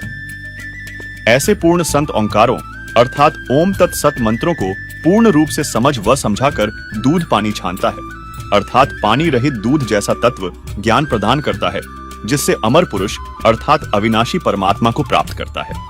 वह पूर्ण संत वेद को जानने वाला कहा जाता है। तथा यजुर्वेद अध्याय 19 मंत्र 26 में लिखा है कि वह पूर्ण संत 3 समय की प्रार्थना की साधना बताता है। सूर्य के उदय अस्त से बने एक दिन के आधार पर प्रथम श्रेष्ठता से सर्व देवों के मालिक पूर्ण परमात्मा की पूजा तो प्रातः काल करने को कहता है, जो पूर्ण परमात्मा के लिए होती है। दूसरी दिन के मध्य में करने को कहता है, जो सर्व देवताओं के सत्कार से संबंधित अमृतवाणी द्वारा साधना करने को कहता है। तीसरी पूजा शाम को प्राप्त करता है, अर्थात जो तीनों समय की साधना भिन्न भिन्न करने को कहता है, वह जगत का उपकारक संत यानी तत्वदर्शी संत है। दर्शकों, वर्तमान में वह तत्वदर्शी संत कोई और नहीं बल्कि संत रामपाल जी महाराज जी हैं, जिन पर यजुर्वेद और गीता में बताए गए लक्षण खरे उतरते हैं।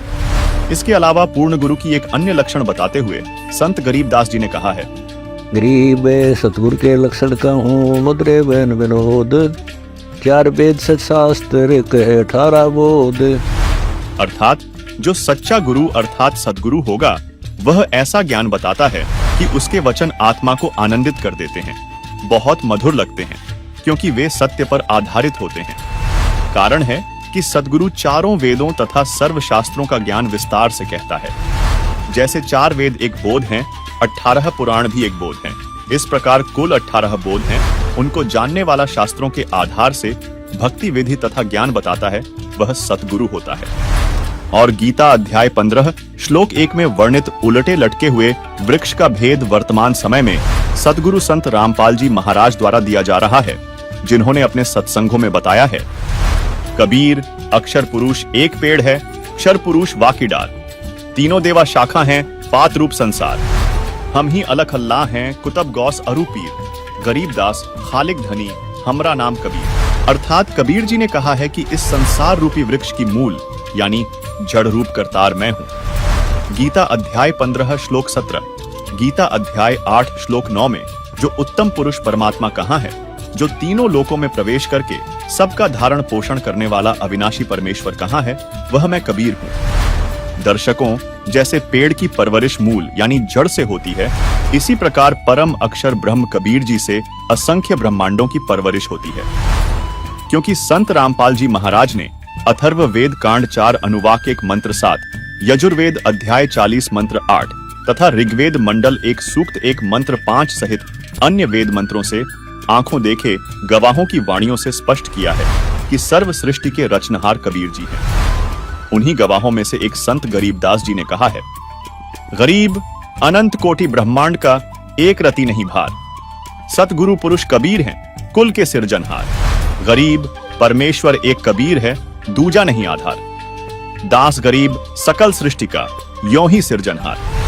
गरीब मात पिता जाके नहीं, नहीं जन्म प्रमाण। यह पूर्ण ब्रह्म कबीर है, करता हूं समान। सवाल नंबर 5, क्या वास्तव में विद्या और ज्ञान की देवी सरस्वती जी हैं? समाज में एक प्रचलित मान्यता है कि देवी सरस्वती ज्ञान और विद्या की प्रदाता है। अगर यह सच है तो दुनिया भर में देवी सरस्वती के लाखों भक्तों को शैक्षिक जीवन और ज्ञान में कमी क्यों होती है?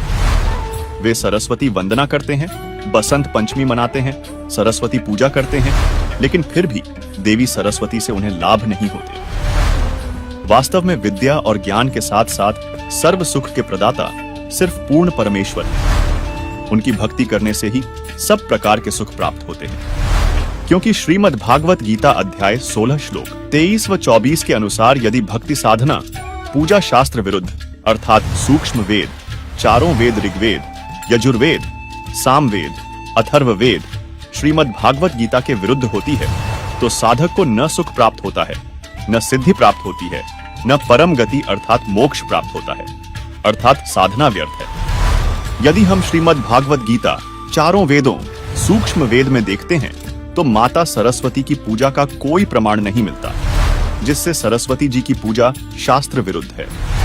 यही कारण है कि माता सरस्वती की पूजा वंदना करने वालों को न ज्ञान प्राप्त होता और न ही अन्य लाभ होते हैं।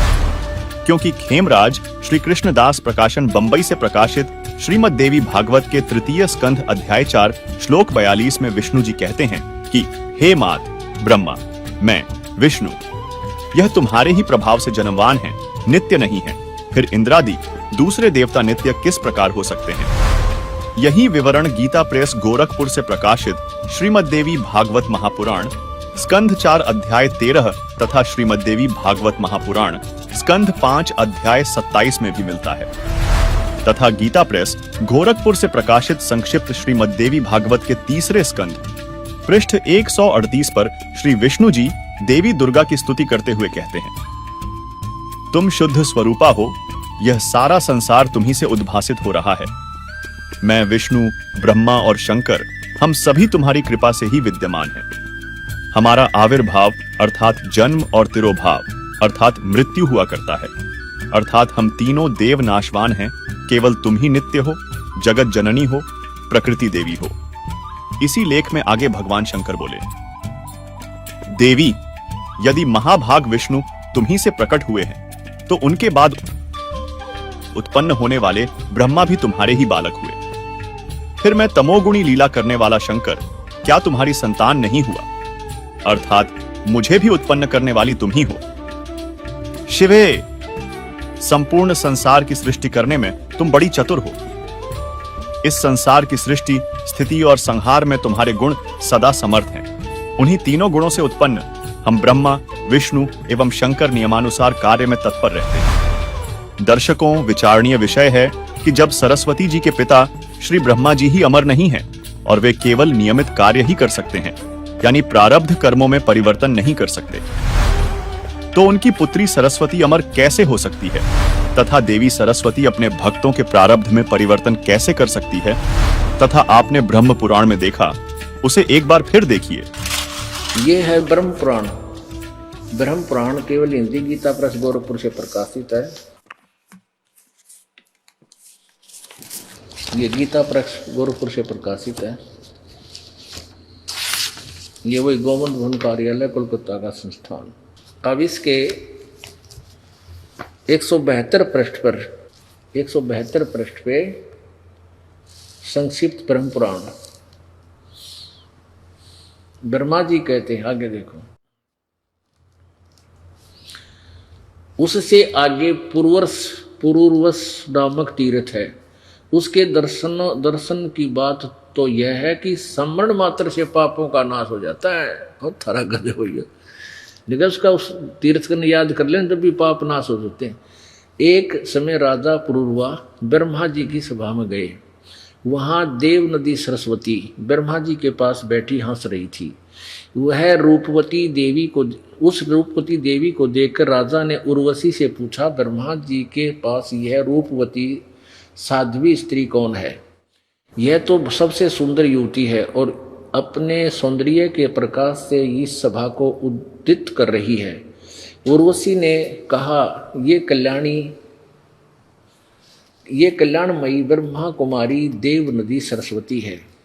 ये प्रतिदिन आती जाती रहती है। यह सुनकर राजा को बड़ा विस्मय हुआ। उन्होंने उर्वशी से कहा, इसको मेरे पास बुलाओ। उर्वशी ने जाकर राजा का संदेश सुनाया। सरस्वती ने स्वीकार कर लिया तथा अपनी प्रतिज्ञा के अनुसार वह पुरूरवा के पास आई। राजा ने सरस्वती नदी के तट पर उसके साथ अनेक वर्षों तक विहार किया, मौज मस्ती की। यह देख मैंने, ब्रह्मा जी कह रहे हैं, तब सरस्वती को साप दे दिया। मेरे साप के कारण वह मृत्यु लोक में ही लुप्त हो गई और कहीं दिखाई नहीं दी। दर्शकों, अब स्वयं विचार करिए, जो कर्म ब्रह्म पुराण में देवी सरस्वती और पुरूरवा के लिखे हैं, क्या ये ज्ञान अर्थात विद्या की देवी के हो सकते हैं? नहीं ना। इससे सिद्ध होता है कि देवी सरस्वती विद्या की देवी नहीं है। दर्शकों, अब सवाल यह खड़ा होता है कि जब देवी सरस्वती ज्ञान की देवी नहीं है, तो फिर ज्ञान प्रदान करने वाला पूजनीय भगवान कौन है? वास्तव में पूर्ण परमात्मा ही ज्ञान प्रदान करने वाला यानी विद्या का प्रदाता है। लेकिन वह परमात्मा कौन है, यह आपके दिमाग में सवाल उठ रहा होगा। तो इसका जवाब भी हमारे पवित्र सदग्रंथों में ही है। श्रीमद् भागवत गीता अध्याय 15 श्लोक 4, अध्याय 18 श्लोक 64, अध्याय 15 श्लोक 17 में गीता ज्ञानदाता ने कहा है, उत्तम पुरुष तो गीता अध्याय 15 श्लोक 16 में बताए गए उपरोक्त दोनों प्रभुओं अक्षर पुरुष तथा अक्षर पुरुष से अन्य ही है, जो तीनों लोकों में प्रवेश करके सबका धारण पोषण करता है एवं अविनाशी परमेश्वर परमात्मा इस प्रकार कहा गया है। उसी की मैं शरण में हूं और वही मेरा पूज्य देव है, जिसे गीता अध्याय 8 श्लोक 3 में परम अक्षर ब्रह्म कहा गया है, जिसे वेदों में कबीरदेव कहा गया है तथा आदरणीय संत गरीबदास जी ने उन्हें अपनी स्थानीय भाषा में कबीर कहा है। दर्शकों, पवित्र यजुर्वेद अध्याय 29 मंत्र 25 में कहा गया है कि आज अर्थात वर्तमान में शरीर रूप महल में दुराचार पूर्वक झूठी पूजा में लीन मननशील व्यक्तियों को लगाई हुई आग अर्थात शास्त्र विधि रहित वर्तमान पूजा जो हानिकारक होती है, अग्नि जलाकर भस्म कर देती है। ऐसे साधक का जीवन शास्त्र विरुद्ध साधना नष्ट कर देती है। उसके स्थान पर देवताओं के देवता पूर्ण परमात्मा सतपुरुष की वास्तविक पूजा है। दयालु जीव का वास्तविक साथी पूर्ण परमात्मा के स्वस्थ ज्ञान अर्थात यथार्थ भक्ति को संदेशवाहक रूप में लेकर आने वाला तथा बोध कराने वाला आप कबीरदेव अर्थात कबीर परमेश्वर है। भावार्थ है कि जिस समय भक्त समाज को शास्त्र विधि त्याग कर मनमाना आचरण कराया जा रहा होता है, उस समय कबीरदेव अर्थात कबीर परमेश्वर तत्वज्ञान को प्रकट करते हैं तथा ऋग्वेद मंडल 9 सूक्त 82 मंत्र 1 व 2 में भी स्पष्ट किया है कि वह कबीरदेव अर्थात कबीर परमेश्वर ऊपर के लोक में राजा के समान बैठा है। वहां से बिजली की गति से चलकर आता है और दृढ़ भक्तों को तत्वज्ञान का उपदेश करता है। वहीं संत गरीबदास जी ने अपनी वाणी में कहा है, अनंत कोटि ब्रह्मांड का एक रति नहीं भार, सतगुरु पुरुष कबीर हैं कुल के सृजनहार। हरदम खोज हनोज हाजिर, त्रिवेणी के तीर हैं, दास गरीब तबीब सतगुरु, बंदी छोड़ कबीर हैं। हम सुल्तानी नानक तारे, दादू को उपदेश दिया, जात जुलाहा भेद नहीं पाया, काशी माहे कबीर हुआ। आप सभी से निवेदन है कि आध्यात्मिक ज्ञान की संपूर्ण जानकारी के लिए प्रतिदिन देखिए संत रामपाल जी महाराज यूट्यूब चैनल या जगत गुरु तत्वदर्शी संत रामपाल जी महाराज द्वारा लिखित पवित्र पुस्तक ज्ञान गंगा को निःशुल्क डाउनलोड करने के लिए आज ही संत रामपाल जी महाराज ऐप डाउनलोड करिए। आइए अब हम उन श्रद्धालुओं के अनुभव जानते हैं जो जगत गुरु तत्वदर्शी संत रामपाल जी महाराज जी से दीक्षा प्राप्त कर चुके हैं तथा उनके द्वारा बताए गए भक्ति मार्ग पर चल रहे हैं। नमस्कार दर्शकों, मनुष्य जब अपने पाप कर्मों की वजह से अनेक कष्ट में घिर जाता है तब वह तलाश करता है पूर्ण परमात्मा की। एक ऐसी ही कहानी है उत्तर प्रदेश की रहने वाली सपना चौधरी जी की। सपना चौधरी जी का जीवन भी अनेक कष्टों से घिरा हुआ था। डॉक्टर ने सपना चौधरी जी को कह दिया था कि आप कभी मां नहीं बन सकती। इसी बात की टेंशन से सपना चौधरी जी को अनेक बीमारियां और हो गईं। सपना चौधरी जी थायराइड का शिकार भी हो गई। डॉक्टर ने ऑपरेशन की सलाह दी तो ऑपरेशन करवाने में सपना चौधरी जी असमर्थ थी क्योंकि यह आर्थिक तंगी से भी जूझ रही थी। दर्शकों, आज सपना चौधरी जी का कहना है कि मेरी जिंदगी तब बदली जब मुझे संत रामपाल जी महाराज की शरण मिली। आज संत रामपाल जी महाराज के आशीर्वाद से मुझे संतान की प्राप्ति हुई है। संत रामपाल जी की दया से मैं पूर्ण रूप से स्वस्थ व सुखी हूँ। दर्शकों, क्या ऐसा हो सकता है कि केवल संत रामपाल जी महाराज के आशीर्वाद मात्र से इनको संतान प्राप्ति हो गई? आखिर इस घटना की क्या सच्चाई है? सुनते हैं सपना चौधरी जी की कहानी, उन्हीं की जुबानी। जी नमस्कार। नमस्कार सर। क्या नाम है आपका? सपना चौधरी। सपना जी, कहाँ से हैं आप? संबल यूपी से आई सर मैं। संत रामपाल जी महाराज से नाम दीक्षा लेने से पहले आप क्या भक्ति साधना करते थे? मैं शंकर भगवान की पूजा करती थी, बहुत ज्यादा मंदिरों में जाती थी और हमारे गांव में एक शंकर जी का मंदिर था, मैं वहां बहुत जाती थी और मेरा मन मतलब मैं बहुत ज्यादा सबसे बड़ा भगवान मैं शंकर भगवान को ही मानती थी, उन्हें ही अपना इष्ट देव मानती थी और कम से कम मैंने 10-15 साल शंकर भगवान की पूजा की और मेरी शादी हुई तो वहां भी सभी लोग शंकर भगवान के पुजारी थे। सब लोग, हमारे जो हस्बैंड है वो भी शंकर भगवान की पूजा करते थे, जो हमारे हस्बैंड के पिताजी वो भी शंकर भगवान की पूजा करते थे, सभी शंकर भगवान को मानते थे। एक बात बताइए सपना जी, जब आप शंकर भगवान की पूजा कर ही रहे थे तो फिर आपको संत रामपाल जी महाराज जी से नाम दीक्षा लेने की क्या जरूरत थी? जी एक दिन ऐसा हुआ, मेरे जो बड़ी वाली सिस्टर है वो जो है मैं के में आई हुई थी, मैं भी अपने घर गई थी तो वो कह रही थी कि बोले तूने सारी जिंदगी शंकर भगवान पे वो कर दी, ने पूजा करी, उनकी शंकर जी की पूजा करी, लेकिन तू दिमाग से भी टेंशन में रहती है और सारे कष्ट तुझे रहता है। ऐसा कर, संत रामपाल जी महाराज हैं, वो पूर्ण गुरु हैं और धरती पर आए हुए हैं हरियाणा में, ऐसा कर तू नाम दीक्षा ले ले। तो मैंने कहा मैं गुरु को नहीं मानती, मैं बहुत विरोध करने लगी। उससे मैंने आज तक कभी किसी को गुरु माना ही नहीं है और मेरे तो भगवान शंकर भगवान ही है, मैं सिर्फ शंकर भगवान को ही मानती हूँ। बोले मैंने, वो भी मुझसे लड़ती है, मैंने भी विरोध किया, मैंने कहा नहीं मैं नहीं मानूंगी गुरु को, और देखो वहाँ ऐसे होता है वैसा होता है, गुरु के इतने सारे गुरु हैं और मैं तुम कह रही हो कि पूर्ण परमात्मा संत रामपाल जी महाराज हैं, तो ये पूर्ण परमात्मा कैसे हो? गुरु तो बहुत सारे हैं इस धरती पर। बोली ऐसा कर, मैं तुझसे बहस नहीं कर सकती, ऐसा कर तुम ये सत्संग सुनना शाम को। बोला ठीक है। मैं अपने घर गई तो मैंने कहा चलो देखते हैं, ये बार बार कहे जा रही थी, बोले पूर्ण परमात्मा है संत रामपाल जी महाराज, पूर्ण परमात्मा है, मैं देखती हूँ सत्संग में, सुनती हूँ क्या कैसा सत्संग है संत रामपाल जी महाराज का। तो मैंने जो है सत्संग चलाया, मैंने 15 दिन सत्संग सुना संत रामपाल जी महाराज का। तो मैं सोचती थी वहाँ संत रामपाल जी महाराज ने शिव पुराण दिखाया, शिव पुराण में दिखा रहे थे, बोले शंकर भगवान तमोगुणी है। मेरे दिमाग में वो बात टच कर गई एकदम, बोले मैंने कहा सही बात है, शंकर भगवान तमोगुणी है और इनके जो भक्त हैं वो जो शंकर भगवान की पूजा करते हैं क्रोध बहुत आता है, मगर तभी हमारे घर में थी लड़ाई झगड़ा होता है, हमारे घर में बहुत लड़ाई होती थी। मैं भी शंकर भगवान की पुजारी थी, हस्बैंड भी हमारे शंकर भगवान के पुजारी थे और जो भगत जी थे उनके पिताजी भी शंकर भगवान के पुजारी थे। हम तीनों बहुत झगड़ा होता रहता, घर में बहुत कलेश रहता था। तो मेरे दिमाग में वो जो है सत्संग थोड़ा सा भरता चला गया। मैंने कहा ज्ञान तो अच्छा है, मैं सुनती गई। 15 दिन हो गए मुझे सत्संग सुनते सुनते। एक दिन क्या हुआ, मैं जो है लेटी हुई थी, रात के 11 बज रहे थे।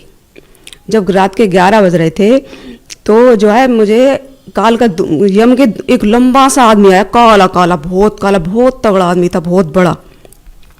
वो बोला कि आज मैं तुझे लेकर जाऊंगा आज मैं तुझे लेकर जाऊंगा और चल यहाँ से। मैंने कहा बोला मैं तो नहीं जाऊंगी, मैं तो शंकर भगवान की पूजा करती थी, भगवान की पूजा करती, मेरे भगवान मेरी रक्षा करेंगे, मैं नहीं जाऊंगी यहाँ से बिल्कुल भी। बोले नहीं मैं तुझे लेकर जाऊंगा। उसने क्या काम करा, जबरदस्ती मेरा जो है एकदम से शरीर अंदर आत्मा जो है खींचनी शुरू करी। हाथ मेरे छोटे हो गए, मेरे हाथ छोटे हो गए, मेरे पैर छोटे हो गए, मेरा मुंह छोटा हो गया, एक गुड्डा सा शरीर जो है मेरा बन गया छोटा सा। वो उसने एक झटके से मेरे बाहर खींच लिया। जैसे उसने मेरा शरीर बाहर खींचा, मैं इतनी रोई हो। मैंने तो इतनी पूजा की शंकर भगवान की, और भगवान ने मुझे बचाया भी नहीं, और मैं मर गई। तो मैं रोते रोते कह रही थी अपनी मम्मी से, पापा से, बहन भाइयों से, सबको पुकार रही थी, बोले मुझे बचा लो, मुझे बचा लो, मेरे भगवान ने भी मुझे नहीं बचाया। आज जो है मैं रोने लगी बहुत बुरी तरीके से। तो वो बड़ी बड़ी दाढ़ी थी उसकी, काला सा आदमी था, बोला कि चल हम 10 मिनट का तुझे समय देंगे, और जो है जिसे पुकारना है पुकार ले। मैं जो रोने लगी, मैंने मम्मी पापा सबको पुकारा, किसी ने मेरे ऊपर ध्यान नहीं दिया। मैं उन्हें गालियां भी दे रही थी। मैंने कहा मैं इतने दिन यहाँ रही, किसी ने मुझे रोका नहीं। वो मुझे लेके चल पड़ा एकदम से, बोले नहीं अब नहीं, हमने 10 सेकंड का समय दिया तुझे, और कोई तुझे बचा नहीं पाया, अब चल हम तुझे लेके चलते। वो मुझे लेके चल पड़ा। बहुत बड़ी बड़ी गुफाएं थी, गुफाओं में मिसाल लगी हुई थी, और मैं चले जा रही थी और रोए जा रही थी। फिर एक बहुत दूर जाके एक बहुत ऊंचा सा सिंहासन था, उस सिंहासन पे एक बहुत तगड़ा आदमी बैठा था।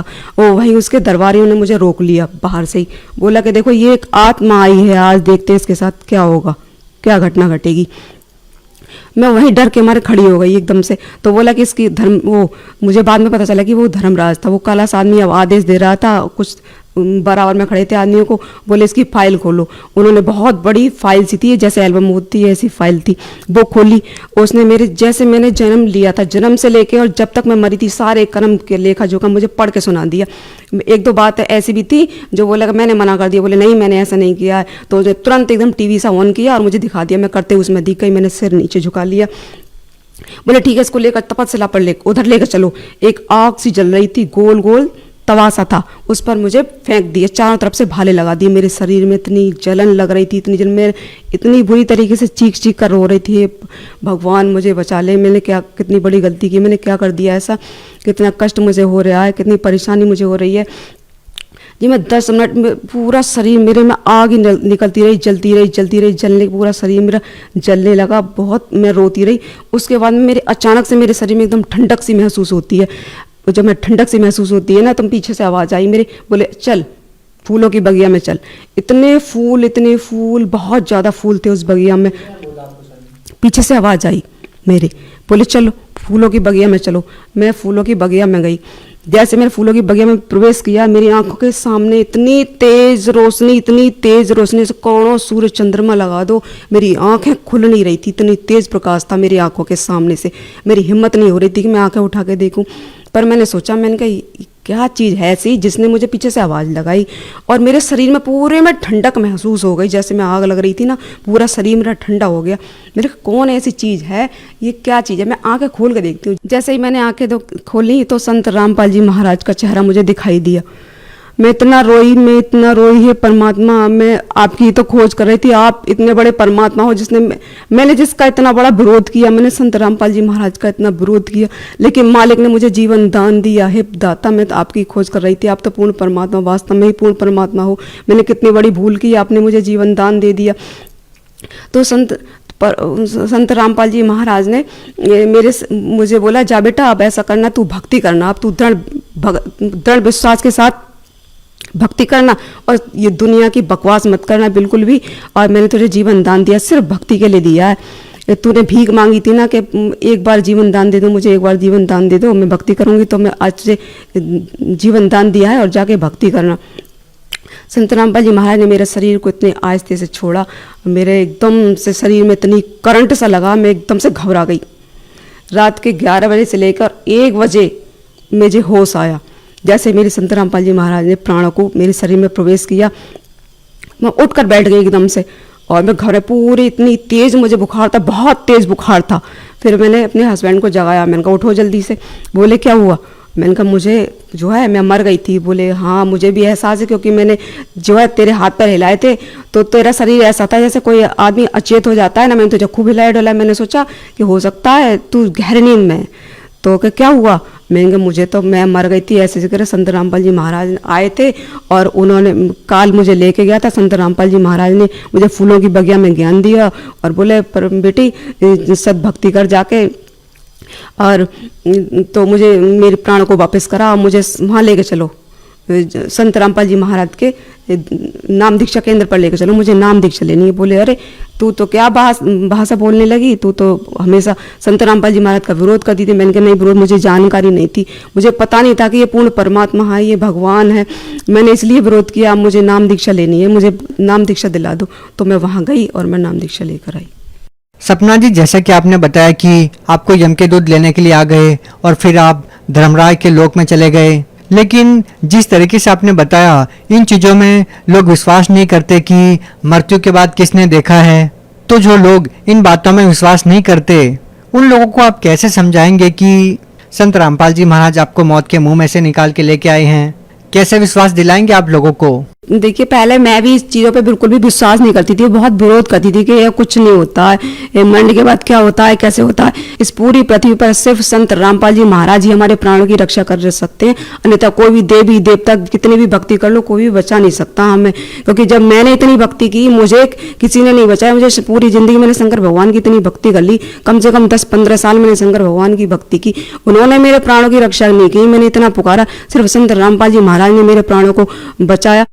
तो सपना जी, हम आपसे जानना चाहेंगे कि क्या संत रामपाल जी महाराज से नाम दीक्षा लेने के बाद आपको और कोई भी लाभ मिला? हाँ जी, संत रामपाल जी महाराज से नाम दीक्षा लेने के बाद मैंने फरवरी 2016 में नाम लिया था और अप्रैल में ही मुझे इतना बड़ा लाभ हुआ, परमात्मा ने इतना बड़ा चमत्कार दिखा दिया कि मेरी 5 साल की बेटी थी, उसके बाद में जो है जो भी बच्चा मतलब 2-3 महीने की प्रेगनेंसी रहती थी और बच्चा जो है खराब हो जाता था खुद ही। मेरे साथ 3 बार ऐसा केस हुआ और जो है एबॉर्शन कराना पड़ा 3 बारी। फिर जो है मेरा 3रा महीना चल रहा था नाम दीक्षा लिए हुए मुझे, तो जो है मेरी प्रेगनेंसी रुकी। फिर मैंने कहा अरे अभी तो जो है कहीं ऐसा ना हो, फिर भी ऐसे पहले जैसा हो जाए, चलो डॉक्टर को दिखाते हैं। अब मैं और मेरे हस्बैंड डॉक्टर के यहाँ गए, बोले हमने दिखाया, बोले बेटा ठीक है और जो है रोग का इंजेक्शन लगा देते हैं हम, कल जो है चेकअप आज इसके सारे हो जाएंगे, कल रिपोर्ट मिलेगी, कल दोबारा आना। मैंने कहा ठीक है। उसने इंजेक्शन लगा दिया। तो हम दूसरे दिन गए, फिर जैसे ही हम दूसरे दिन गए वो बोले रिपोर्ट लेके आओ पहले। तो हमने रिपोर्ट चेक कराई, घबराहट सी हो रही थी मुझे बहुत ज़्यादा। भगत जी बोले जब नाम दीक्षा ले रखी है परमात्मा की, तुझे विश्वास है, आप परमात्मा ने इतना बड़ा चमत्कार दिखाया, ऐसा जीवन दान दिया, तो घबरा क्यों रही है, चल रिपोर्ट लेकर चलते हैं। तो मैंने जैसे ही उन्होंने रिपोर्ट देखी, डॉक्टर ने बोली अरे ये तो बहुत गलत हो गया मुझसे। बोले भगत जी, वो हमारे हस्बैंड बोले कि क्या हुआ? बोले कि मैंने इंजेक्शन लगा दिया इसको, लेकिन इसके तो जो है सारे पेट में इन्फेक्शन है, 6 महीने इसका इलाज चलेगा और थायराइड की इसको बीमारी है, पहले उसका इलाज होगा और तब जो है बाद में ये चीज़ कोई प्रेगनेंसी रह सकती है, अन्यथा इसका अबॉर्शन कराओ, ये बेकार है बच्चा। मैं रोने लगी, वहीं रोने लगी। मैंने कहा परमात्मा मैंने तो नाम दीक्षा ले ली आपकी, ये क्या हुआ मेरे साथ? तो जो उस वक्त टाइम मतलब ऐसा था, मेरे पास ज़्यादा पैसे नहीं थे उस दिन, वरना मुझे इतना ज्ञान नहीं था। तो जब मैं पैसे नहीं थे, भगत जी बोले, हमारे हस्बैंड बोले चलो घर चलते हैं। हम उस दिन घर आ गए। फिर मैं जहाँ जोत जलती है संत रामपाल जी महाराज की, मैं वहाँ रोने लगी, परमात्मा हमने तो नाम दीक्षा ले ली और ये ऐसे कैसे हो गया, फिर ऐसे हो गया ये तो जो है मैंने फिर अपनी मम्मी पे फ़ोन किया। मेरी मम्मी ने नाम दीक्षा ले रखी थी परमात्मा से, तो फ़ोन बात की, बोले मैंने कहा ऐसे बात है। बोले कि तू विश्वास कर, संत रामपाल जी महाराज से अर्जी लगा। मैंने संत रामपाल जी महाराज से अर्जी लगाई तो संत रामपाल जी महाराज का आदेश आया कि बेटा भक्ति करो और परमात्मा दया करेंगे। मुझे बड़ी खुशी हुई। और ऐसा करना, इस बार जो है 15 दिन बाद किसी और डॉक्टर को दिखाना, इस डॉक्टर को नहीं देखा, किसी और डॉक्टर को दिखाना। मैंने कहा ठीक है। फिर जो है हमारे हस्बैंड बोले ऐसा ना हो कहीं 3 महीने बाद और दिक्कत खड़ी हो जाए, 8 दिन बाद ही चल पड़े, बोले चलो किसी और डॉक्टर को दिखाते हैं। तो भगत जी देखो सर, जिस डॉक्टर से मैंने वो दिखाया मतलब इलाज कराया था और अल्ट्रासाउंड कराया था, वो ही दूसरे उसमें अल्ट्रासाउंड करता था। तो मैं घबरा गई इसको देख के। मैंने कहा ये इसने पहले अल्ट्रासाउंड करा मेरा, ये क्या कहेगा? बोले ये फिर आ गई और ये बच्चा खराब है, फिर ये आ गए अल्ट्रासाउंड कराने के लिए। तो जो है लेकिन मैं नाम जाप कर रही थी परमात्मा का। संत रामपाल जी महाराज के जो मंत्र दिए जाते हैं वो उनका जाप कर रही थी। तो जैसे मेरा अल्ट्रासाउंड पे नंबर आया तो मैं नाम जाप कर रही थी। वो बोला अल्ट्रासाउंड करने वाला मुझसे, बोले तुम्हें कोई दिक्कत है? मैंने कहा कुछ दिक्कत नहीं। बोले कोई तुम्हें दिक्कत परेशानी नहीं तो अल्ट्रासाउंड कराने के लिए क्यों आई हो? बोले बच्चा तुम्हारा ठीक ठाक है, कोई परेशानी नहीं, कोई दिक्कत नहीं, तो तुम लोग क्यों आए हो इतनी जल्दी? और ये बिल्कुल ठीक है। जो बेकार बच्चा था, बिल्कुल बेकार बताया था और अबॉर्शन के लिए बोल दिया था, वो बच्चा बिल्कुल ठीक, किसी बात की कमी नहीं उसके अंदर, बिल्कुल अच्छा था एकदम, किसी बात की कमी नहीं थी। और डॉक्टर भी, जब डॉक्टर को रिपोर्ट दिखाई ना तो डॉक्टर भी अचंभे में हो गया कि ये कैसे, कितना बड़ा क्या चीज़ हो, आज तक हमने तो ऐसे कभी नहीं सुना ना देखा कि जो चीज़ खराब हो गई वो ठीक कैसे हो सकती है। वो भी अचंभा करने लगा। तो हमने बोला मैंने कि ये तो हमारे संत रामपाल जी महाराज की कृपा है, तो उनकी कृपा से ही ये बच्चा जो खराब था वो ठीक हुआ है। उन्होंने ही, परमात्मा ने ऐसा चमत्कार कराया हमारे साथ। सर मुझे एक और लाभ मिला है, जो है मेरे गले में ना थायराइड की गांठ थी, वो 3-4 साल से जो है मेरे गले में दिक्कत करती थी। मैं खट्टी चीज़ नहीं खा पाती थी, कोई चीज़ खा नहीं पाती थी, वो मेरे गले में एकदम अटकती थी, तो बहुत बड़ी हो गई थी। तो मैंने बोला, एक दिन मैंने दिखाने के लिए गई थी, मैंने संबल भी दिखाया। फिर मैं मुरादाबाद में डॉक्टर एक संजय शाह, उसको दिखाने के लिए गई थी। तो उन्होंने बोला कि ये गांठ ऐसे घुलेगी नहीं और ऐसा करना है तो ऑपरेशन होगा, इसका ऑपरेशन ही एकमात्र इसका इलाज है। मेरी ऑपरेशन की डेट जो है डॉक्टर साहब ने दे रखी थी, तो जो है मेरी बीच में ट्रेनिंग आ गई थी। ट्रेनिंग की वजह से मैं ऑपरेशन के लिए जा नहीं पाई थी, तो कम से कम 7-8 दिन हो गए थे। संत रामपाल जी महाराज जो संध्या आरती बताते हैं ना, तो संध्या आरती मैं कर रही थी। तो संध्या आरती करते करते जो है मेरे जो ऐसा महसूस हुआ जैसे किसी ने मेरी गांठ को अंदर से दबा दिया। मुझे खुद महसूस हुआ इस चीज़ को। फिर मैंने ध्यान नहीं दिया इस चीज़ पर, लेकिन मैं जो है परहेज नहीं किया मैंने। मैं खट्टी चीज़ भी खाती रही और ठंडी चीज़ भी खाती रही, जो मैं बिल्कुल नहीं खा पाती थी। ठंडी चीज़ खाते, खट्टी चीज़ खाते मेरे गले में बहुत बड़ी प्रॉब्लम खड़ी हो जाती थी, मेरा गला बंद हो जाता था। तो मैंने ध्यान दिया, मैंने कहा मैं ठंडी चीज़ भी खाती हूँ, मैं खट्टी चीज़ भी खाती हूँ, मुझे तकलीफ़ क्यों नहीं होती। तो मैंने जैसे अपने गले पे ध्यान दिया तो मुझे लगा, अरे ये तो संत रामपाल जी महाराज ने इतनी बड़ी कृपा कर दी, इतना बड़ा चमत्कार कर दिया मेरे साथ, जो मेरी गांठ को बिल्कुल बिना ऑपरेशन के, ऑपरेशन से पहले बिना ऑपरेशन के मेरी गांठ को बिल्कुल खोल दिया, बिल्कुल ठीक कर दिया। मुझे ऑपरेशन की ज़रूरत ही नहीं पड़ी, बिना ऑपरेशन के मेरी गांठ को ठीक कर दिया संत रामपाल जी महाराज ने। लेकिन मेरे हस्बैंड पे जो है तीसरा लाभ मुझे ये हुआ, मेरे हस्बैंड पे जो है 302 का केस लगा हुआ था, वो 2007 से चल रहा था। और हमने जब नाम दीक्षा 2016 में ली तो जो है सितंबर 2016 में वो केस बिल्कुल फाइनल हो गया। इतना बड़ा लाभ संत रामपाल जी महाराज ने हमें दिया। तो सपना जी, जैसे कि आपने बताया कि संत रामपाल जी महाराज से नाम दीक्षा लेने के बाद आपको इतने बड़े बड़े लाभ मिले, तो हम आपसे ये जानना चाहेंगे कि पहले आप शिव भगवान की इतनी भक्ति करते थे, उनकी भक्ति करने के बाद आपको कोई विशेष लाभ नहीं मिला, और संत रामपाल जी महाराज से नाम दीक्षा लेने के बाद आपको इतने सारे लाभ मिलने लगते हैं, तो इसके पीछे क्या कारण मानते हैं कि पहले जो साधनाएं आप कर रहे थे उन साधनाओं को करने के बाद आपको कोई लाभ नहीं मिला, और संत रामपाल जी महाराज से नाम दीक्षा लेने के बाद आपको इतने सारे लाभ मिलने लगे? देखिए, पहले जो मैं शंकर भगवान को बहुत मानती थी, तो मुझे पता नहीं था कि इनके ये भगवान है। मैंने सोचा, फिर मुझे संत रामपाल जी महाराज का मैंने सत्संग सुना, तब मुझे जानकारी हुई मनमानी भक्ति करने से कोई लाभ नहीं होता, और ये मनमाना आचरण है, सारा शास्त्र विरुद्ध साधना है। मुझे जानकारी नहीं थी इस चीज़ की, लेकिन जब मैंने सत्संग सुना को मुझे जानकारी, संत रामपाल जी जो भक्ति देते हैं वो शास्त्र अनुकूल भक्ति देते हैं, जिसके बताई भक्ति विधि से इंसान को शारीरिक सुख होते हैं और आर्थिक सुख होते हैं, और जो सबसे बड़ा लाभ तो मोक्ष का होता है, जो मुझे भी प्राप्त हुआ। आप भगत समाज को क्या संदेश देना चाहते हैं? भक्त समाज को बार बार आग्रह करना चाहती हूँ, विनती करना चाहती हूँ भक्त समाज से कि देखो, जब मैंने शंकर भगवान की इतनी भक्ति की तो मेरे प्राण की रक्षा नहीं कर पाए शंकर भगवान। तो जो है आप जितने भी देवी देवताओं की भक्ति करते हैं ना, कोई भी बचाने वाला नहीं है इस धरती पर। सिर्फ संत रामपाल जी महाराज ही सबके जीवन की रक्षा कर सकते हैं। वही पूर्ण परमात्मा इस धरती पर अवतार के रूप, कबीर साहब के अवतार के रूप में आए हैं परमात्मा। संत रामपाल जी महाराज से नाम दीक्षा लो और अपने कष्टों का निवारण कराओ। जो व्यक्ति संत रामपाल जी महाराज से नाम दीक्षा लेना चाहते हैं वो उनसे नाम दीक्षा कैसे ले सकते हैं? देखिए, YouTube पर संत रामपाल जी महाराज सर्च कीजिए और उस पर बहुत सारे सत्संग आते हैं। उन सत्संगों को ध्यान से सुनिए और समझिए। फिर उन पर नीचे कॉन्टैक्ट नंबर दिए हुए थे, उन कॉन्टैक्ट नंबर पर बात करिए और अपनी नज़दीकी नामदान केंद्र से नाम दीक्षा लेकर आप नाम दीक्षा ले सकते हैं। जी धन्यवाद। सत साहिब जी।